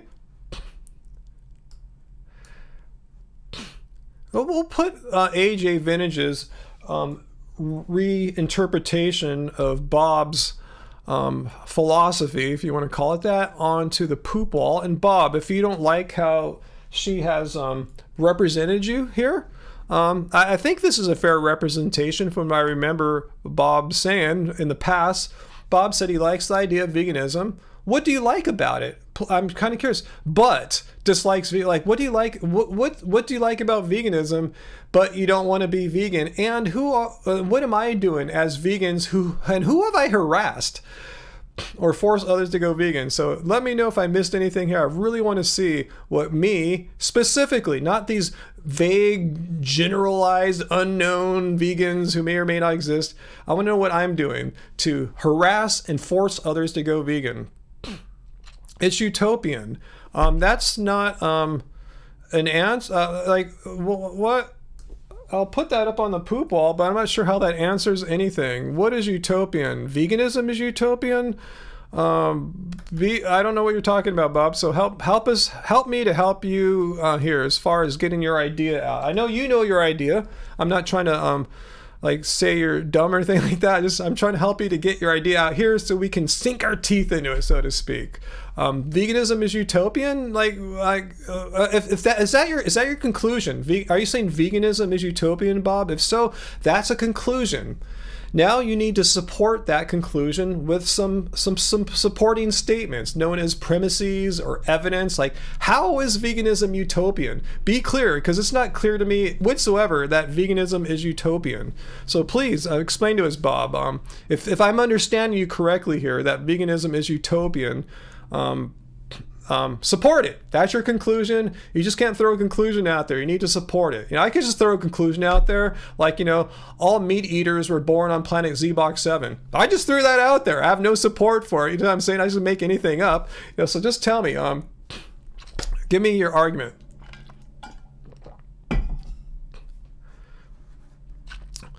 All right, now we got your exact words here, Bob. All right, cool. Let me put that up on the wall so we can get your whole thing here in one complete thought that came from you. And I appreciate AJ Vintage for helping us get it started here. So Bob is saying, yes, veganism is utopian. It's a nice idea. That's what I like. I don't think it's a right to shame. How is it utopian, Bob? There's a lot to unpack here about the shaming. I asked you specifically, what have I done to shame or force people to be vegan? But let's start off. How is veganism utopian? I know what utopian means, like this perfect, ideal thing. It's like something that's so perfect and ideal that it can never truly be achieved. It's more of a concept of perfection, or like a Garden of Eden kind of idea, just this perfect thing. So how is veganism utopian? Because Bob, get your drinks ready, guys. Let's go have a little. Yeah, here it is. Definition of veganism. Let's read it to Bob. I'm sure Bob's heard it before, but it's a philosophy, a way of life, a way of living which seeks to exclude. That's what veganism is, a way of living that seeks to exclude, as far as possible and practicable, all forms of cruelty and exploitation of animals. We're trying to avoid cruelty and exploitation of animals. How is that a utopian idea? It's something I can actually. Utopian means it's unachievable. It's so perfect, idealized, that it can't be actually achieved in this world that we all live and breathe and sweat and stuff in. Anyway, I'm doing it. I am doing this, Bob. I am living a life that seeks to exclude, as far as possible and practicable, all forms of cruelty and exploitation of animals for food, clothing, or any other purpose. This is not some kind of wacky dream that's like just utopian. This is a real thing. I've been doing it for 11 years. So Bob, please tell me, how is this utopian, since it's achievable and relatively easily achievable? So let's see, what am I missing here? What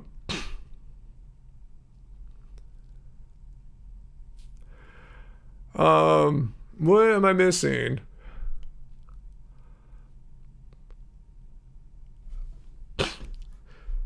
No, Bob. Okay, Bob is replying back here. I'm going to put your follow-up on the wall here. All right, so Bob, tell me how, support your statement here that it's, let me put your statement here. It can be achieved in theory, not in reality. Bob, you're gonna you have some explaining to do. How is this theory? What do you think, guys? Is this just purely theory? Oh, Hippieista just became a channel member. Awesome, Hippieista. Cool. Welcome to the Happy Fam. Awesome. So cool to get two new members tonight. Thank you so much, guys. Now let's get back to Bob here. Bob, how is this theory? How is not consuming animal products like a theory? Because that's what you're saying here. You're saying that veganism can be achieved in theory but not reality. This is reality, Bob. This is how I live. I live a life that excludes, as far as possible and practicable, all forms of cruelty and exploitation of animals. So how is that just like a weird theory and not reality? That is my reality, and that's the reality of like pretty much most people here in the live stream, Bob. So you got some explaining to do. Yeah, Bob Hill, it is a reality for all vegans here. How is it a theory? Like, I can't do this? Like, I have to have milk or eggs or steak once in a while? I need to go and buy, like, butter? I need to buy leather shoes? Like, what are you talking about here, Bob? You got to clarify it for me. How what I'm doing in reality every day of my life for the most part. I had to go to the dentist the other day. They gave me a shot. It was probably tested on an animal, I'm sure. Other than things like that, as far as possible and practical, how is it just a theory and not reality? Let's see. So Bob is probably typing away here. So I'm not bagging on Bob. I'm just saying that's probably why he's silent right now, getting a good thought together. So I'm going to know how this is just theory, but it's reality. It's everyday reality. I don't consume animal products. I don't buy animal food stuff. I don't buy leather. How is this just a weird theory, not achievable in reality? Because I achieve it all the time. Star Cradle, we are working on the food faxing technology right now, but we're going to bypass the fax machines and use the internet instead.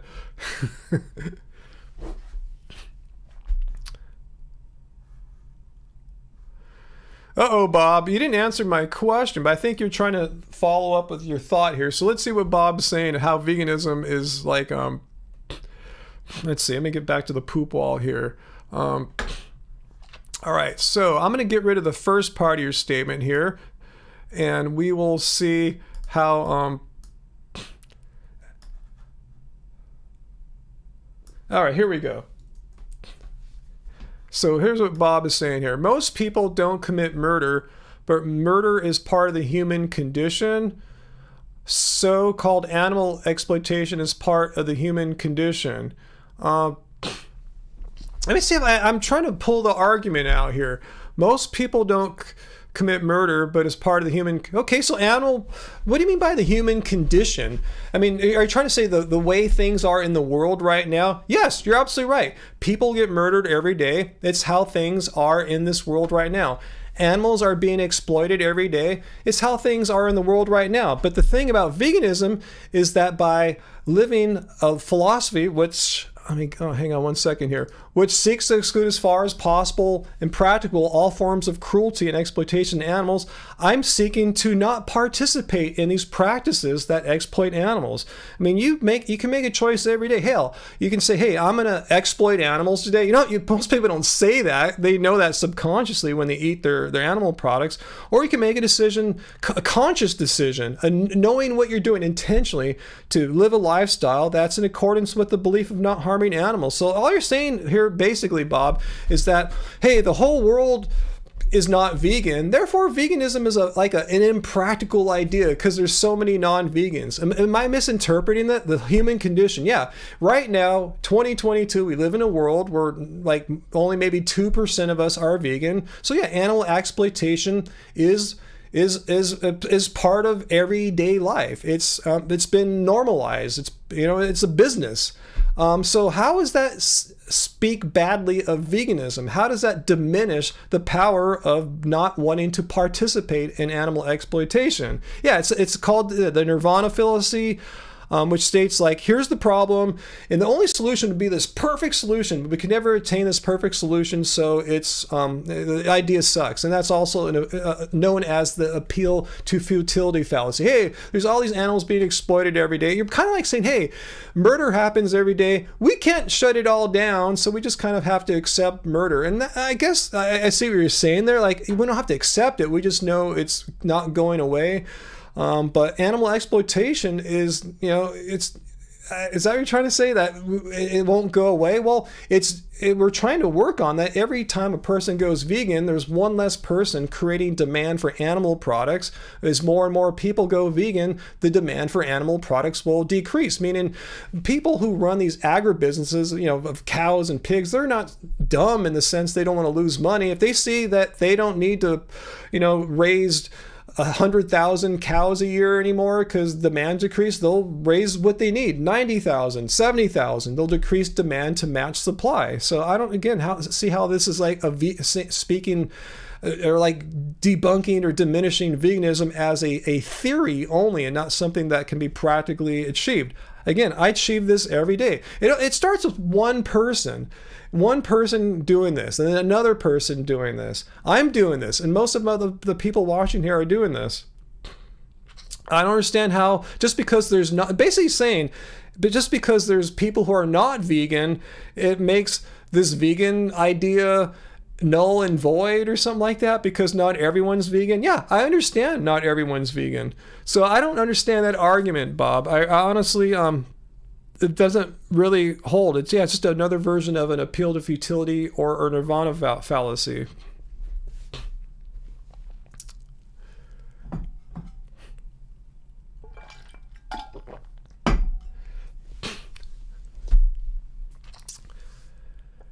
Let me ask you this, Bob, to use your own reasoning here, looking at your argument, let's look at most people don't commit murder, but murder is part of the human condition. So would you say murder is right or moral? Would you say that? Because you kind of making it sound like animal exploitation is kind of right or moral, just because it's part of everyday life. Are you trying to put a value judgment on it too? Just because, if I'm asking you this, if something is part of the human condition, as you call it, Bob, does that assign some kind of like moral value judgment to like a positive one, like it's on the good side or an acceptable thing? Just kind of curious where you fall on that.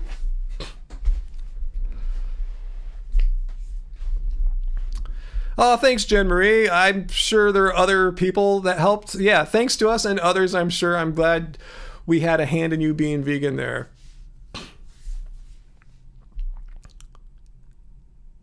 What's that, AJ Vintage? Anti-slavery was once a fringe idea too, huh?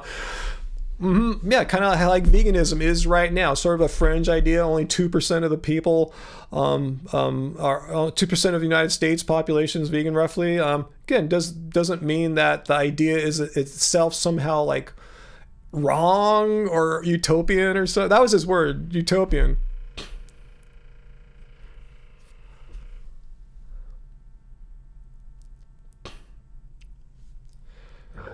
What's that, Peter? A lot of times, instead of just accepting it and changing their business to veganism, they try to create laws preventing vegan food from being called burgers or milk. Yeah, I know.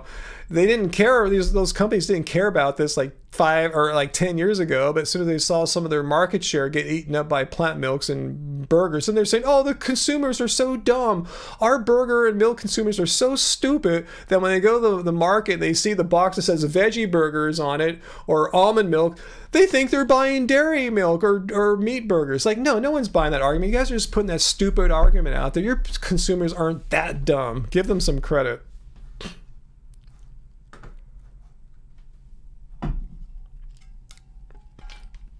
Ooh, Carl, nice reply to Bob there. Try to separate the question of whether the world will ever go vegan from the separate question of whether animal exploitation is ethical. Yeah, let's ask Bob that, Bob.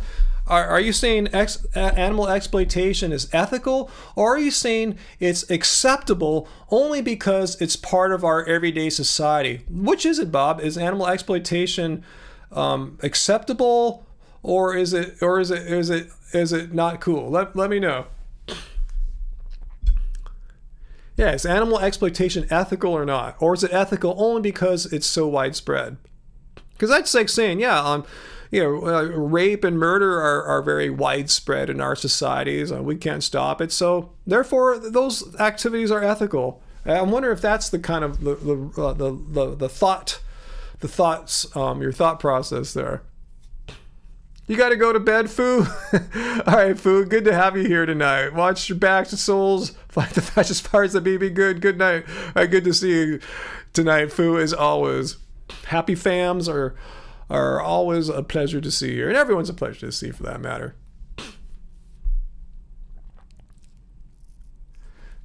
All right, Bob, you got some big ideas here. Okay, let's get Bob some more poop ball time here. Bob's enjoying this tonight, huh?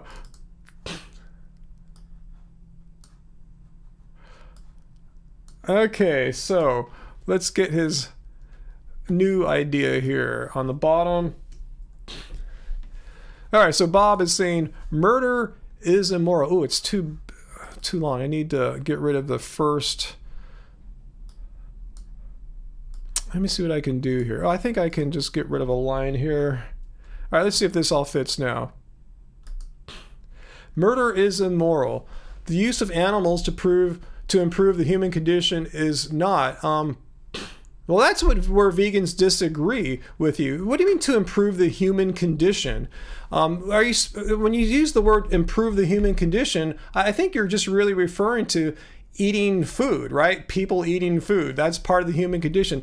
The whole point I want to make, and most of us here want to make, is, yeah, we need to eat food. But there's absolutely nothing necessary about eating animals for food. If you're arguing like from economics, like a lot of people can't afford going vegan. Yeah, they can. The poorest people in the world aren't eating steaks every day.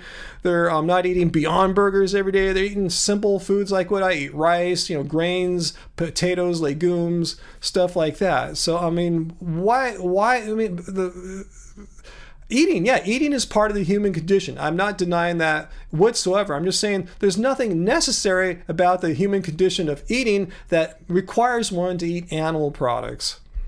So, let's see. The hope is one day animals don't be needed in any capacity for human needs. Oh yeah, that's the point. I'm not saying like overnight the whole world could go vegan. We're not prepared. We have all these, we don't have enough plants ready for humans to consume. Most of the plants raised on planet Earth are for livestock to consume. Yeah, we're not ready to go. It'll be a transitionary process for sure, 100%. But that doesn't mean that the end goal of humans not consuming animals is like to be like a utopian idea. It is an achievable idea. It just might not be able to happen logistically overnight. But that's a logistics issue. Did I read that right? Oops. So no, we totally disagree as vegans that the use of animals to improve the human condition is not. No, animals were not put on this earth to be exploited. Again, let's look at the definition of veganism. We're against exploiting animals. So if you're using animals to improve yourself in some way or another, that's exploiting animals. If you think you need animals for clothes, there's other things you can wear other than animals. If you think you need animals for food, there's other things you can eat other than animals. You don't need animals to improve the human condition. Yes, in the short term, yeah, we don't have enough plants ready to go for humans to consume, but that can be worked on.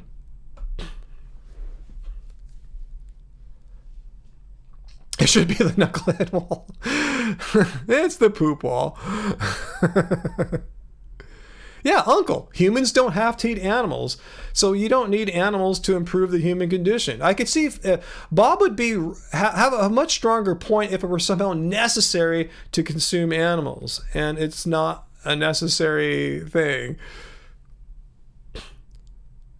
Yeah, being barbaric and cruel, Samuel, you're right, does not improve the human condition. Exploiting other innocent sentient beings does not improve the human condition. In fact, one can argue that could be one of the big problems of humanity, is that every day so many people are relying on exploitation and cruelty and murder/slaughter in order to exist into the next day. What's that hippie Easter? You just made 1 month of pan sausage for your family? A month? I wish I could see some of that with only 1 cup of textured vegetable protein, and it's so good. Wow, I wish you could use the food fax machine that AJ Vintage wants us to invent and send that to us. Bob, as countries develop, they eat more meat and use more animal products. Why? Because they think, hey, we're living now. We're like the Americans. We've brought ourselves up. Let's ditch the peasant food that we were forced to eat when we only made $10 a day, and now we can live like the well-to-do people that we've never were before. Let's eat more animal products. They're not thinking ethically. They're not thinking morally. If they were, they would say, hey, now that we have more money and more resources, we'll still continue to eat our peasant food because that's what we eat as plant eaters. That's what I eat. I call it peasant food because that's what we eat. Grains, potatoes, legumes. It's not like luxury foods. So why do people eat more animal products as they get more wealthy? Because they want to enjoy and participate in all the benefits of being well-to-do, affording these expensive animal meat products that they couldn't afford when they were less well-to-do. So it has nothing to do with morality or ethics. It just has to do with people wanting to feel like they've made it. Is this becoming a drinking cult? Yeah, huh? Yeah, Travis, you summed up what I said very succinctly. People eat more meat because they become more affluent. Not because they become the human condition is improved or something like that. Yeah, Sarah, well-to-do diet equals well-to-do diseases. Yeah. Mm-hmm.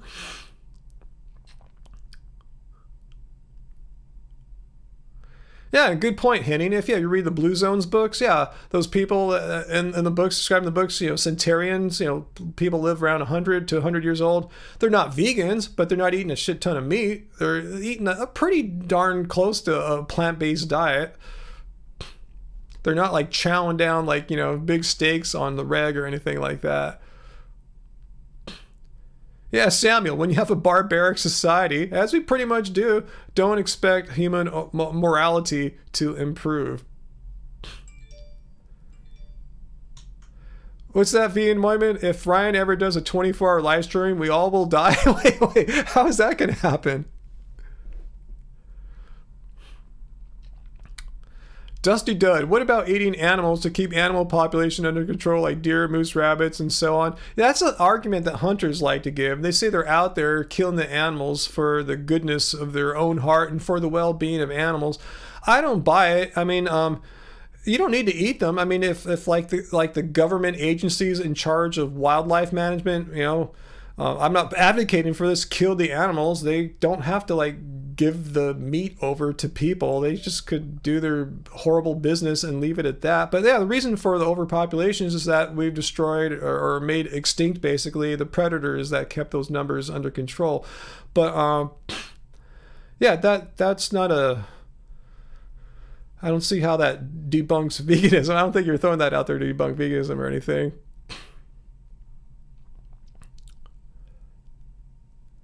David Sinclair. Who's David Sinclair? The name rings a bell.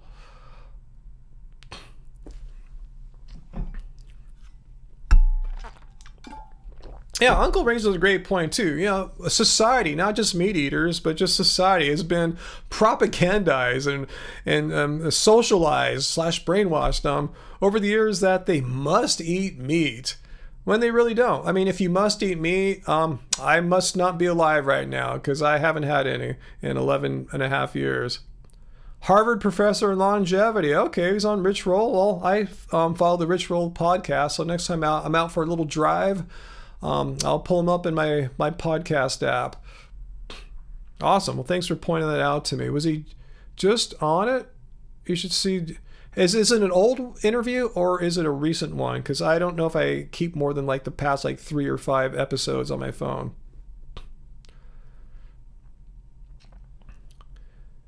Let's see. Oh,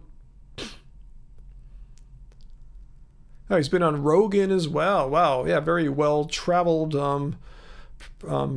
person there. Cool. Let's see. Yeah, Ed was on Rich Roll too not that long ago, huh? Okay, his new podcast is all about longevity. All right, thanks for pointing that out.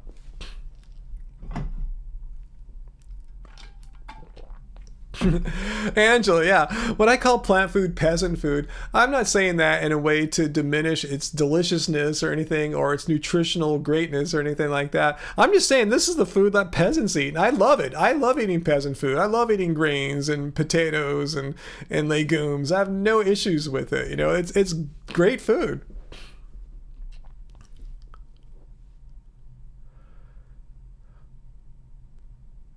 Let's see. What's that, Uncle? We do not. What's this quote from? Klaatu. We don't pretend to have achieved perfection, but we do have a system and it works. Yeah, you could say that about veganism, huh? I'm not claiming it's perfect, and I'm not claiming perfection or veganism requires you to be this perfect being, or that veganism is this perfect utopian system or anything like that. But it works. I'm doing it. It's working for me. It's working for you guys too. It's achievable in this world. It's not some like otherworldly idea that you only can achieve in an afterlife or in this perfect idealized world. It works in this real flesh and blood brick and mortar world. People get bunchy when it's called peasant food. I say that facetiously, tongue in cheek. When I say peasant food, I like to just get it out there that the foods that are the foundation of how I eat are cheap. When people try to say, well, people can't afford to go vegan, really, they're probably already eating a ton of the foods I eat if they're not that well to do. It's peasant food, pleasant food to you.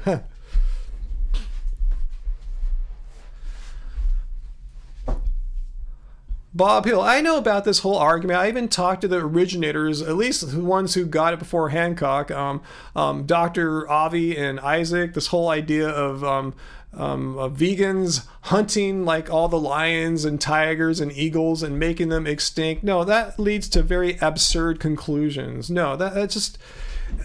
I even tried to see how serious they were about it. I said, hey, Avi and Isaac, hey, if I could find you a hunting group that in Africa that goes and kills only the animals on your naughty list, like lions and tigers, would you like show your support by donating like $100 to them? And they just kind of, they didn't want to put any money where their mouths were. I said, come on, if you guys really believe that in this cause, if I find you a hunting group that's going to go out there and kill only your animals, that's their specialty. They just kill the animals on your naughty list.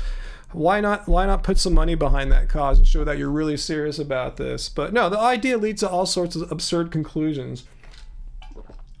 I'll give you a quick preview why that idea is so ridiculous. Basically, they use an argument type known as trolley problems to create a scenario where, okay, yeah, I see now. I see why it's justified to kill these wild animals. And when I talk to them, they invoke the idea of this outer space creature that hunts upon humans, and we need to like stop it because it's eating on humans. And how is it any different when lions and tigers are eating gazelles and stuff like that? So basically, I said, okay, me being the philosopher, I said, I see a principle at work here, using the trolley problems to create what I call the killing principle. It goes something like this. If a creature satisfies certain conditions, such as like it's going to, out of necessity to sustain itself, harm, kill other sentient beings, then that creature that we're talking about has no right to life. It should be killed. They said, that's pretty much it, more or less. I go, well, how is that any different to humans? And they said it's not. So I'm going to, according to your hunting the lions and tigers idea, the killing principle that justifies hunting all the lions and tigers and eagles, you could apply that same principle to my mom. And this is ridiculous. You guys are advocating some kind of death cult. You're so fervent about your beliefs that you would generalize them. That, yeah, there's nothing logically preventing the idea from fully progressing out to killing pretty much like, 98% of human beings. They would be targets of killing because they've lost their right to life. Why? Because they're going to eat meat every day. So yeah, that's one huge problem with that. It entails killing about 98% of human beings. And there's further logical problems I have with that idea than that. So yeah.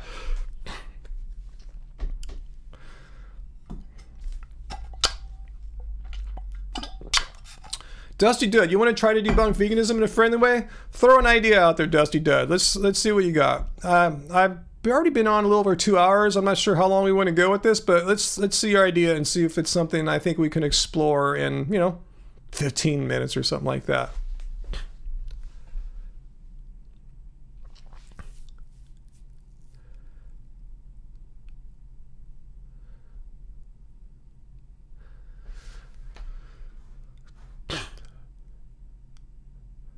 No, Bob, killing the lions and tigers of the world based on the killing principle, as I outlined there, is absurd because it entails killing you too, Bob. You would feel fine. You would be under the killing principle, since I assume you're not vegan and your existence necessitates other sentient beings to be harmed, just like the lions and tigers do. Bob is going to harm animals. So therefore, Bob has no right to life, just like the lions and tigers. So if you truly believe that argument, you should believe you should not have a right to life. You should be killed by a vegan hunter of some kind.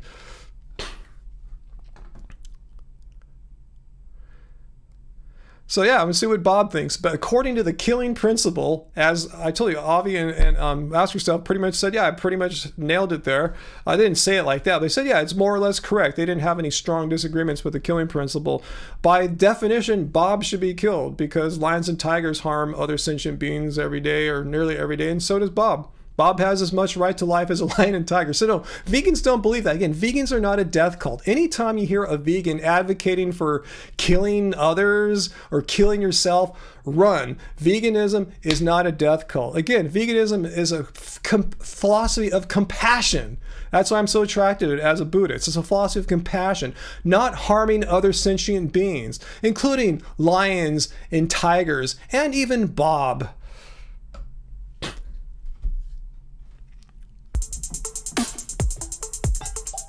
Hey, thanks Atomic Vegan for the vegan cult drinking fund. Thank you. I'll vegan cult drinking fund. I'll see if Angie's hip on maybe a vegan burrito fund tonight. We didn't have those burritos, those local burritos. We haven't had them for God, maybe 3 weeks or so.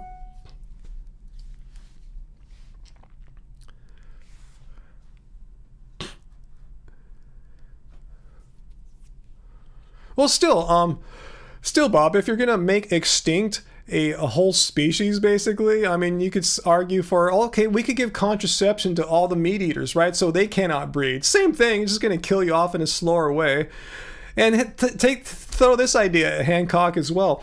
If those animals were killed in a compassionate way, meaning it's for the greater good of veganism because the animals were killed under the justification of this killing principle that I just outlined.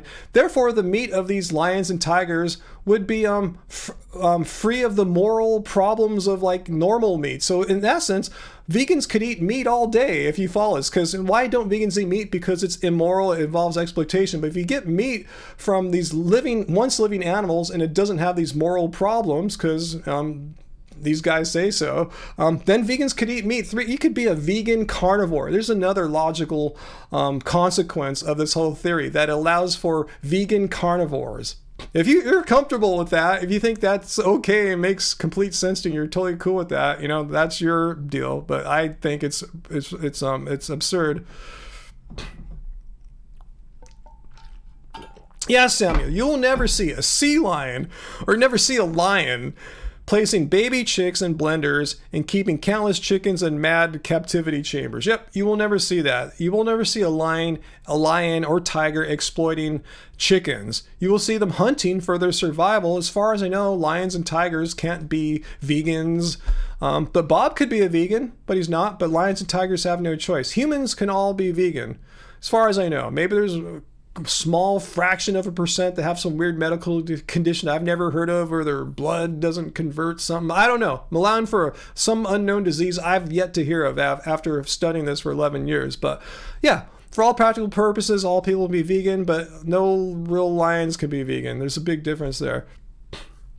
Are you going to bed, Sarah? Did I miss that? Good night, Sarah. Or is Heidi going to bed? Again, sorry to hear about your pug there, Heidi. Yeah, Vegan Gains was totally supporting this. Yeah, absolutely, 100%. I think he still does, as far as I know.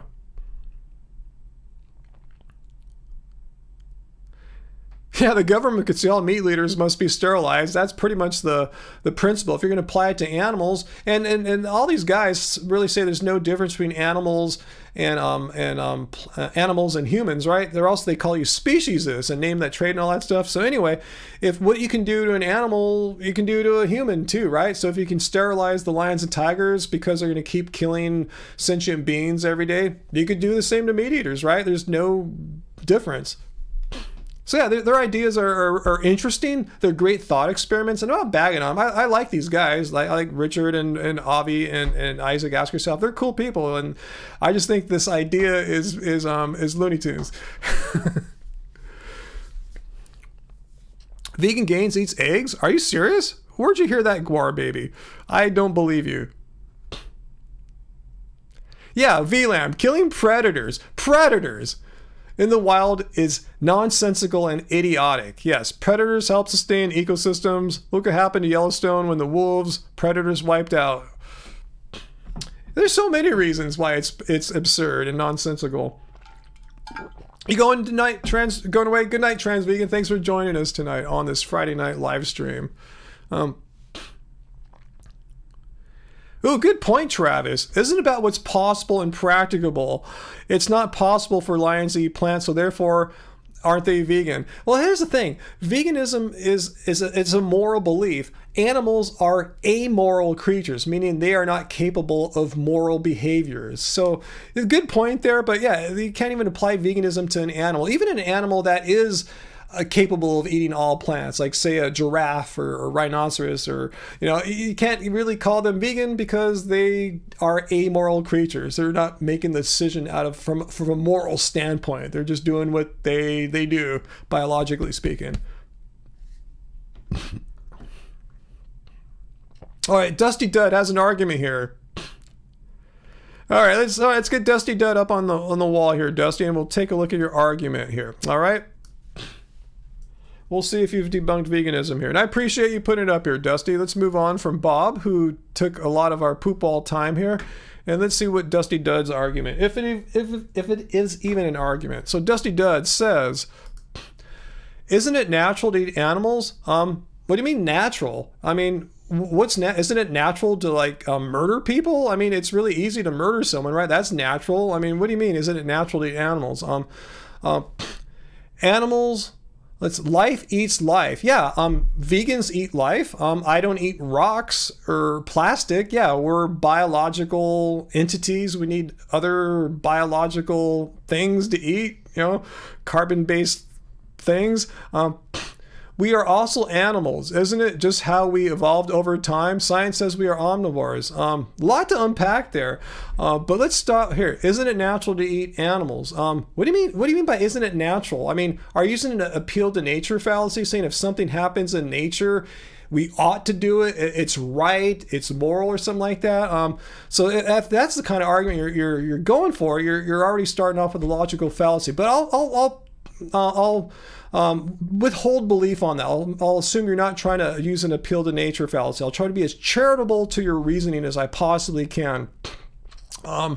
Life eats life. Yes, I agree. Life eats life. We don't eat rocks. Yes, I agree 100%.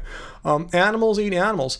Some animals don't eat animals. It's funny how when people try to say animals eat animals, well, you forget about the many animals that don't eat other animals. Like I said earlier, like say giraffes, rhinoceri, certain great apes. I don't have the whole list memorized, but there are many animals who do not consume other animals. But some animals do consume animals. Depends how they evolved, their biology, and all that. So what are you trying to say? Just because some animals eat animals, it's right for humans to eat animals? I can make the same argument. Just because a giraffe doesn't eat animals, humans shouldn't eat animals. So it's kind of irrelevant what animals do. We aren't really one of them. We are our own unique species. And furthermore, we don't exist in the wild like giraffes or lions and tigers. We exist in a society, in a civilization where we have access to supermarkets. Last time I checked, a giraffe nor a lion could just go down to the supermarket and pick out the foods they want and bring it home and do what they want with them. So we live in a completely different situation from plant-eating animals and meat-eating animals. So that's irrelevant. Science says we're omnivores. Well, let's say that were true. So what? I mean, can you eat plants and be healthy? And the question is yes. So I'm not sure what science says, but I know science says that you can be 100% meat-free, dairy-free, egg-free, and be nutritionally satisfied. So a lot of issues going on there, Dusty Dud, but I thank you for bringing this up. And nothing here is really attacking veganism in any kind of serious way, yeah, things happen in nature. Yeah, some animals eat animals, some animals eat plants. Yeah, that's how it works. So what? Thank you, though, Dusty Dud. That was fun.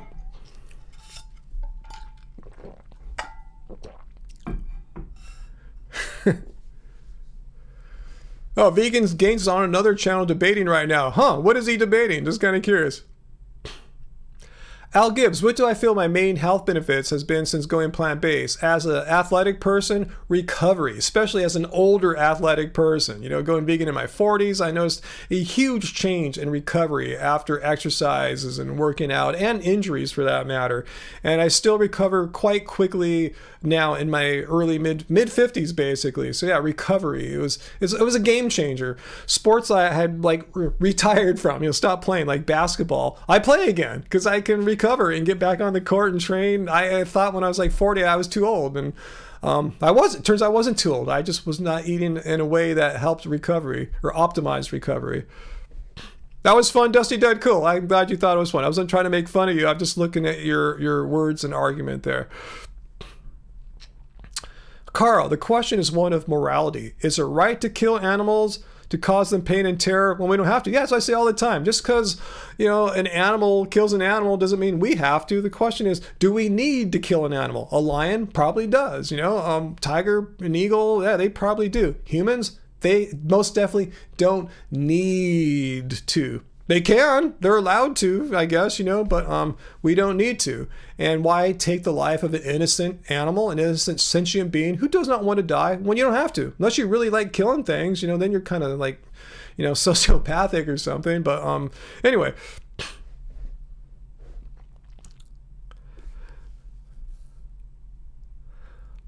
Wow, Vegano, your friends once saw a squirrel eat a bird? Whoa, I've never seen that happen here. They just like all the little fruits that Angie gives them.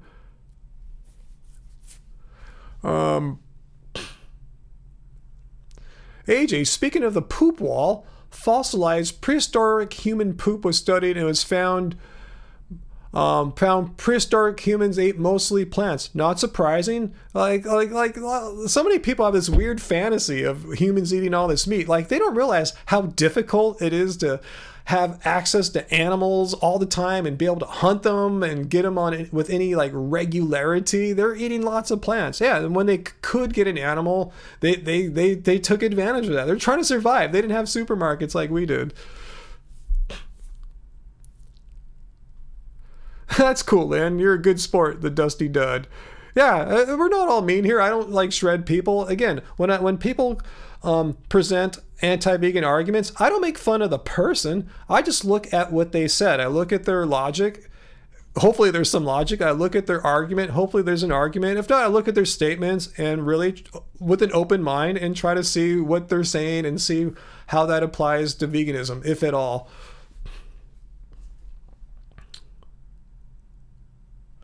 Gore baby, what would I do if I was on an island with no trees and only animals? What would I do? Like saying it's like a life and death situation, or how far is the mainland? Is this something I could swim to? Are you saying it's like a plane crash or a boat crash and I have no idea when I'm getting out?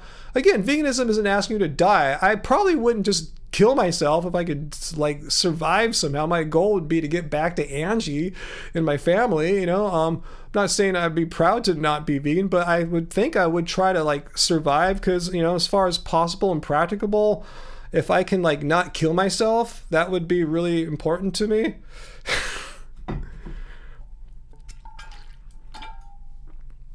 I know some vegans will have a field day with that. A lot of vegans say, I will just die for it. I go, no. Anytime you have a vegan advocating killing yourself or killing others for the cause, that's not cool. Veganism is not a death cult.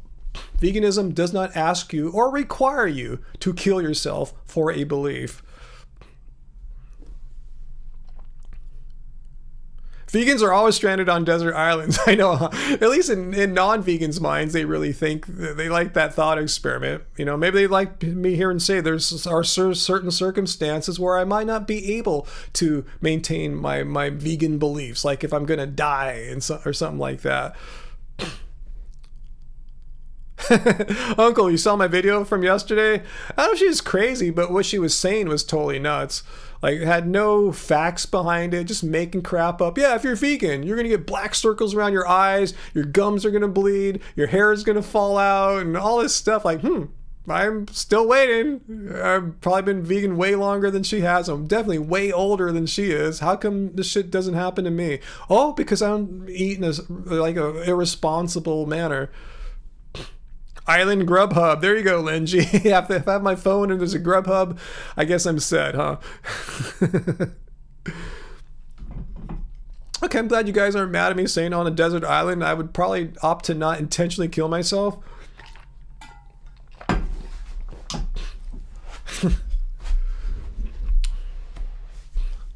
But that's probably never going to happen. Just a thought experiment. I'm just trying to point out that, yeah, I'm not into promoting suicide as a vegan.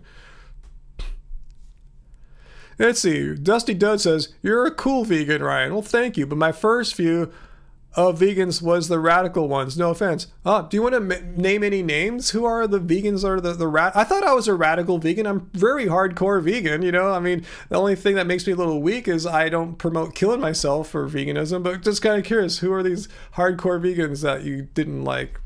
If you don't want to mention any names, totally cool. Al Gibbs, do I feel that hateful and violent influencers in veganism are more harmful than helpful to the cause? I don't know. I really don't know how to answer that one. Like, I guess let's bring up someone kind of polarizing, like, say, Vegan Gains. I know he turns a lot of people off, but on the flip side, he turns a lot of people on, people that don't like my more, like, you know, intellectual or chill way of being vegan. Not to say Richard's not intellectual, but, you know, I'm saying to have a different way of presenting myself and information. Some people like what I do. I guess more people like what he does. His channel's bigger than mine. So, you know, not complaining about that. I'm just saying, I don't know. I just think everyone has a different way of presenting information and the vegan message, you know, and some people are more turned on by by different presenters and presentations. I just missed Aaron P. Oh, Aaron, yeah, you missed a lot of poop tonight. Yeah, here's one. Dusty Dud is still here. He was pretty cool. That was the most recent one there. I wish I kept like pages of poop wall comments, but I just erase old ones and put new ones up. So you can take a look at this one.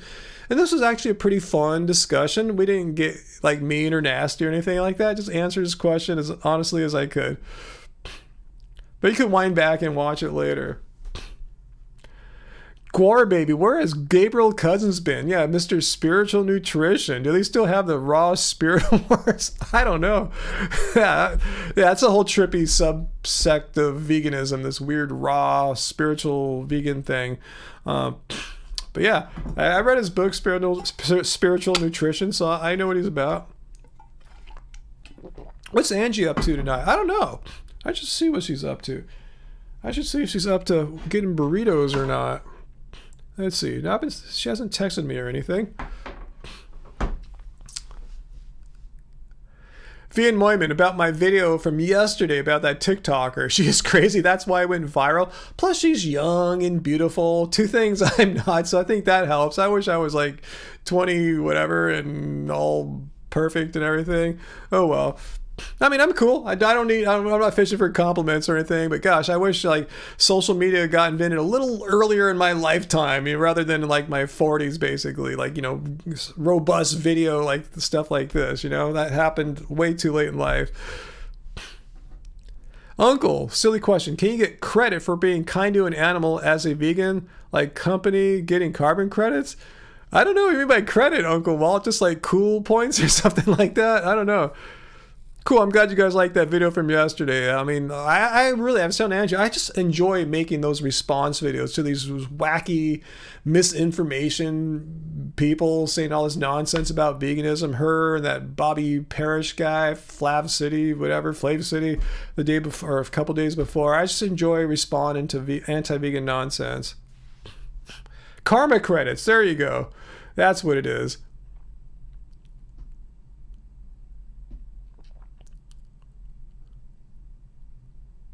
Okay, Dusty Dud is back about me being a cool vegan and the other ones that were mean. No, not that I didn't like them, but like the ones who only eat fruit or killing all predatory animals seems too extreme to me. Good. You have some good set ahead. I mean, brains in your head there. One brain to be accurate. Yeah, the ones that are eating all fruit, don't listen to them. Trust me. They are just completely like speaking nonsense. Nothing's backed up by any science that they say. You don't need to give up cooking food or like I always try to ask them, please tell me, what disease am I at higher risk of if I steam my potatoes and eat it, or steam my broccoli and eat it? I mean, they want to make their followers afraid of steamed broccoli. Let me just say it right now. If any fruitarian or raw vegan thinks steamed broccoli is bad, just run, because that's just completely ridiculous. Please tell me, what disease will a person get by eating steamed broccoli? The answer is none. And killing all the predatory animals ones, yeah, that's way, I tell you how it's like nonsensical or just absurd those arguments are, the absurd consequences of those arguments. Raw is law. That's what they say, huh? I know. I've heard that many a time. Yeah. I mean, that's how they keep their people in line, through law. They like that kind of almost fascist kind of controlling thing. Raw is law. Yeah, I'm with you, community. I love fruit too. I'm not bagging on fruit. You guys know, that's just this morning, or afternoon when I got back from the gym, my smoothie, like 8 or so bananas, a bunch of strawberries, clean machine green protein. I love my fruit too, but I'm not ridiculous and to say like, oh, you should eat only fruit. But yeah, I believe fruit should be a great part of your diet, but not the only element of your diet. I don't know anything about Freely anymore, Dusty Dud. I haven't seen any Freely content in maybe like 5 years. So if you want, I can tell you what I thought of her from a long time ago, but I probably has no bearing on what she's doing anymore, or has been doing for the past like 5 odd years. Let's see. Favorite plant-based doctor? I kind of like Dr. Garth Davis. Because he is on record many times saying he's an ethical vegan. Some of these other plant-based doctors are just they're plant-based. They don't care about animal rights. They're just eating the way they do because it's good for your health, and that's awesome. Animals don't care why someone doesn't eat them. But I like Dr. Garth. He comes out and says he's an ethical vegan, and he's evidence-based. All raw restaurant is sucks. They're not all bad. There's a really good one here in Long Beach, actually, Under the Sun. You'd be surprised. If you're out here, it's a really good restaurant, and it's all raw vegan. You're still hungry afterwards? That is a typical problem of raw. I mean, if you want to lose weight as a vegan, someone was asking earlier, yeah, go raw. I mean, I lost a lot of weight without even trying. I got to a point where I look back now and go, holy crap, what the hell happened, man? I was eating a lot, too. I was trying to get a bunch of calories in, but, anyway.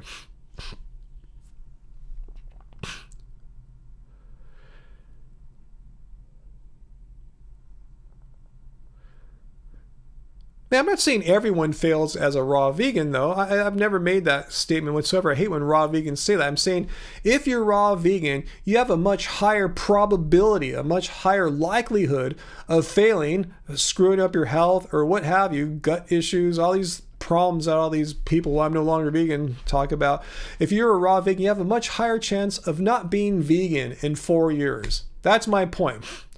If you're eating like we do, you have a much higher chance of being vegan in 4 years because you're not going to screw all these things up. I've seen so many raw people that are actually eating a ton of meat now. They're not even vegan, like just eating cooked vegan. They're just like meat eaters and stuff like that. So yeah, you're really rolling the dice with raw. Yeah, there's people that have been doing it for decades, and I understand that, but they are the exceptions, not the rule. Again, if you're a raw vegan, there's a really high chance, a much greater chance than I face, that in 4 years you will not even be vegan, let alone raw. Yeah, Carl, Garth Davis is also, Dr. Davis is awesome because he 180 reversed his previous opinions and is honest to tell you this. Yeah, he's evidence-based. If the evidence suggests something that runs contrary to a priorly held belief based on older evidence, yeah, I think he and I have I'm putting myself on a pedestal. I mean, he's a doctor, but I'm saying he and I share in common. We're evidence-based. We're willing to change our opinions and let our egos go, you know? Follow the evidence.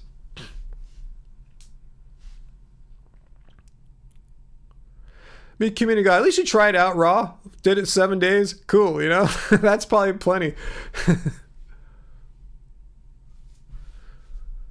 So what's Freely doing now? CA Garden, she has a channel called Frugivore and promotes raw till 4, cooked whole food, plant-based foods after 4. Sounds like the last, I kind of remember doing raw till 4. That was the last thing I remember her doing too.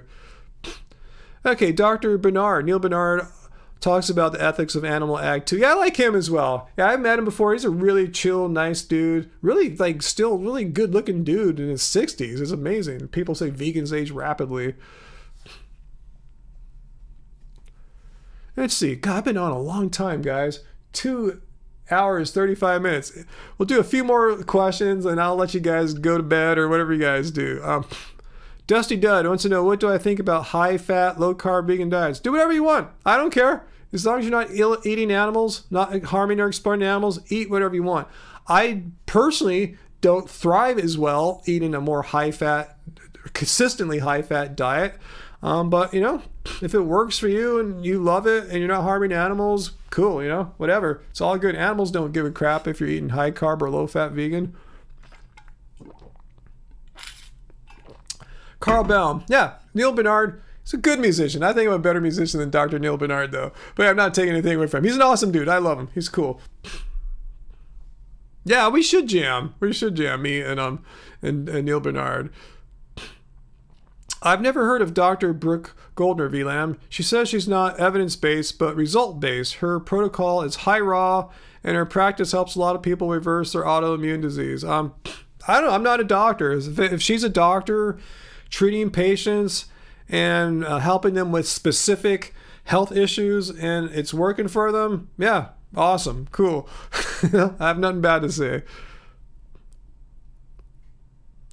Ooh, Uncle Wop. Bam. Funny joke there. Hey, babe, we have a burrito fund if we want to indulge. Yeah. What's that? Didn't you just eat a can of beans? No. Oh, yeah, I did have a can of beans earlier, but that's our beans. They're not like Mexican food burrito beans. Okay, I'm about done here. Let's see. Gavin the Vegan. Ryan, I love your videos. You like the basketball ones. Yeah, I should film another basketball one. I was at the gym today, just working on jumping, basically. I mean, I was working on everything, shooting and everything, but I was focusing on my jumping today because that's why I went to the gym. Use it as a great jumping workout place.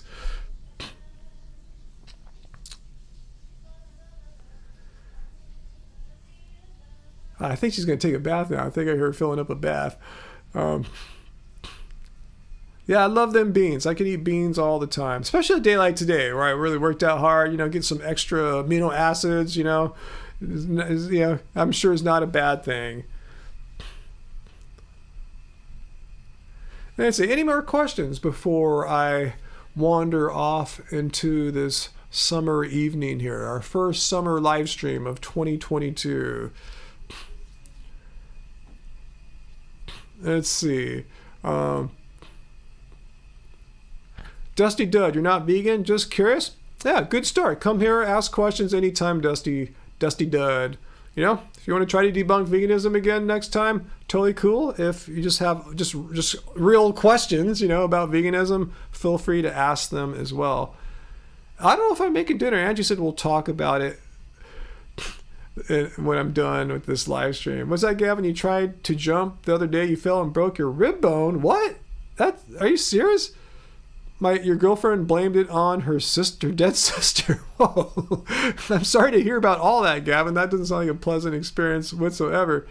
Hey, Renee Juarez. Hey, I'm going to end this really soon here. I've been on like 2.5 hours and I'm starting to get a little tired, you know. Yeah, that's about how my energy goes. Usually a 2.5 hour live stream is like a good sweet spot for me. Welcome to the dark side. There's no dark side unless you don't mind joining our vegan cult here. Because veganism is a cult. And remember, John Venus, get the message to John Venus that I want to have him on here, and we can have a friendly, like what we did with Dusty Dud here, have a friendly discussion about John Venus's belief that veganism is a cult. I'd love to hear his argument.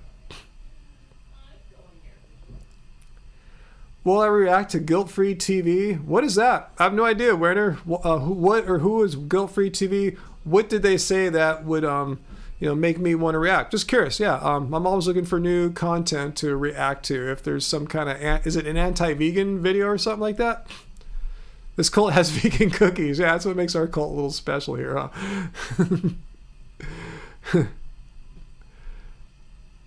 Yeah, this cult is a cool cult. You guys, yeah, we're a cool cult. The vegan cult here is really cool. And yeah, John Venus can come into our cult and tell us why we're a cult. We want to hear his explanation as to why what we're doing here Friday nights is a cult. A secret cult handshake. No, we don't have a cult handshake because I don't meet most of you guys in person, so we can have a secret cult symbol. I'll make some kind of hand thing, that'll be our secret hand gesture. We shall sacrifice Venus to the vegan underlords. I don't think we'll do that. Okay. Oh, they made a guilt-free TV made a not vegan anymore. How recent is this video? Verm here, and are they a YouTuber? If so, that means there's a video I can watch and react to. Is that what you're saying? I have a new video of why I'm no longer a vegan person? Are you serious? Because I love those. They're I enjoy responding to those kinds of videos. Typically, I'm not saying in this case I haven't seen it, but typically they're just full of just crap and nonsense.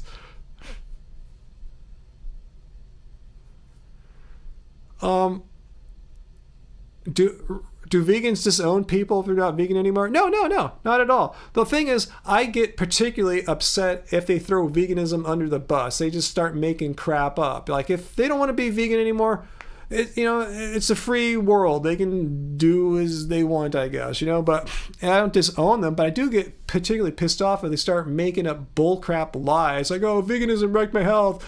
If you go vegan, all your hair is going to fall out. Let's just start making crap up. That's what I don't respect, and that's what actually irritates me, are people just making lies up to make themselves feel better and probably look better in the eyes of their followers so they can save some face. But yeah, no, I don't disown them. I just get really pissed off and maybe not pissed off is the right word, just disappointed. Like, I've always said, if they just left veganism, I probably wouldn't have made a response video. But since they had to make a dumb video full of misinformation, it angers me.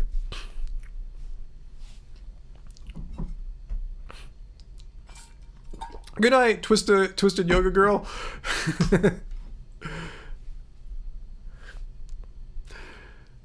Ryan's Raw Vegan Death Cult. Okay, YouTuber not vegan anymore. I'll have to get that person's name again. Let me find what you said his or her name was. I'm trying to find guilt-free TV. All right. Let me find their YouTube channel here. 1 second.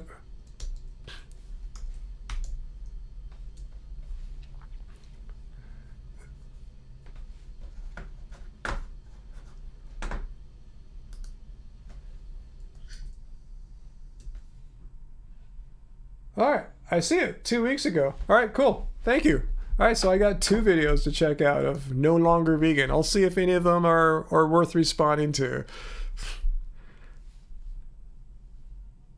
Oh, Jen Marie, you're going too? All right, awesome. I'm going to get going soon in a second too, so don't worry. Isn't a cult a place where people are worshiping something? Yeah, we're all worshiping the vegan thing, right?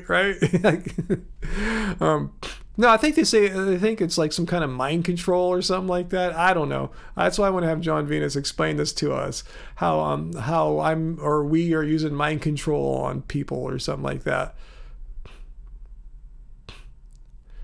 Oh, which person, Fallon Marie? The guilt-free TV guy? Cool. I'll watch it. I can't wait to see what he says.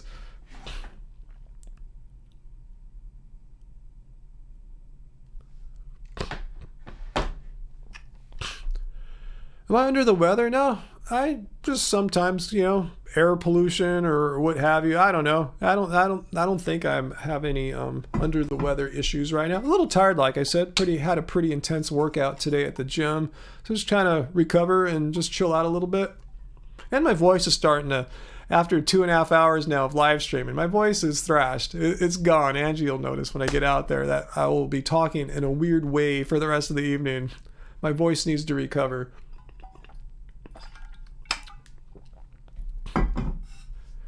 Good night, cult members. Praise Satan. But thanks for asking, Carl. No, I'm fine. I'm fine. Just chill. I feel my legs and my butt pretty well. All right. Any more questions before I split like a log, like a tree?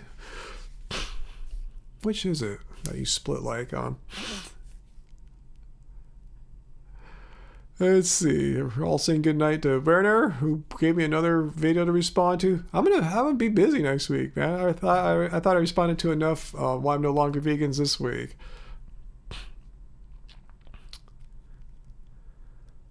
Banana? Yeah, we like bananas here. All right, guys. I think I'll start going. I think it's time to wind it down here and start chilling with my wife. So thank you guys. So here's the plan. I want to point out. Let's see. Angie's messaged me something.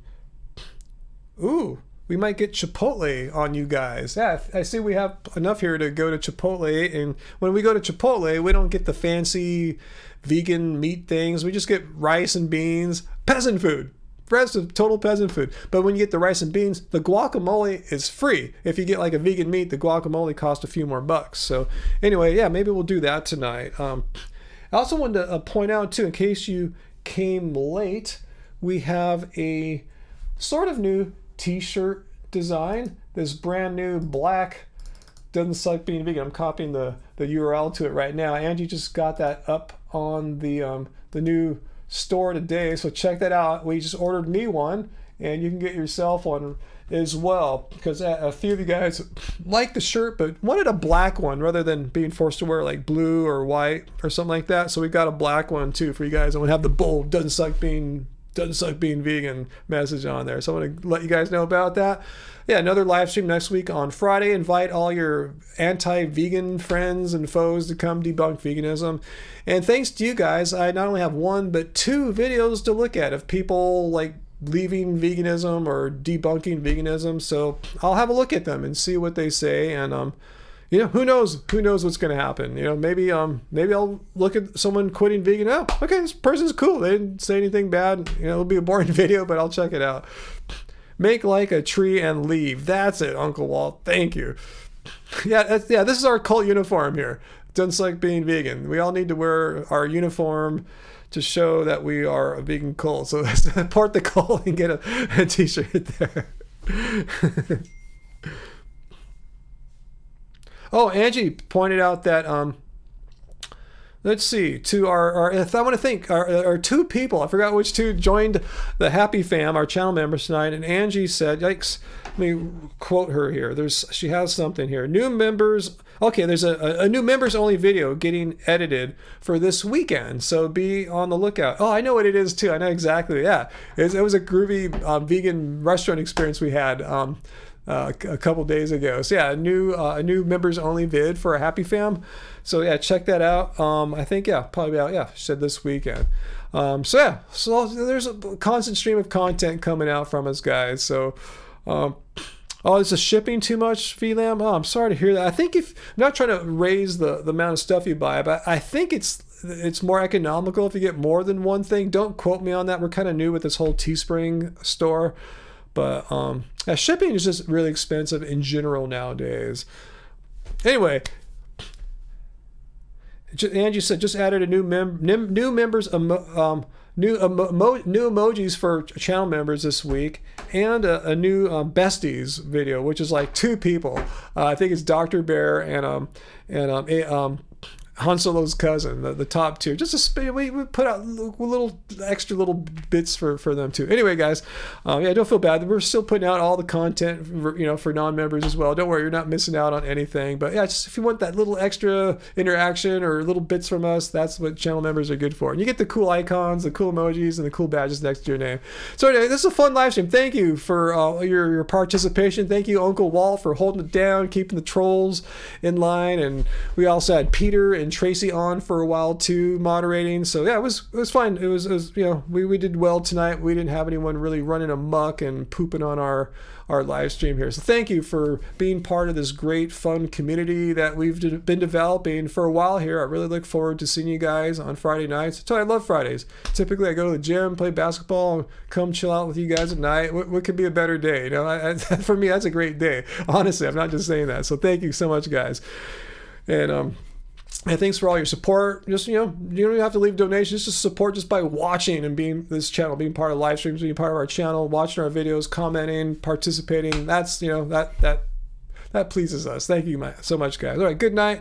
And I will see you guys soon. Maybe, who knows, maybe we'll do another impromptu midweek live stream next week. You never know. But yeah, new content coming out for everyone. And I'll be seeing you. So until then, remember, it doesn't suck being vegan, guys. All right, take it easy, guys. Take it chill.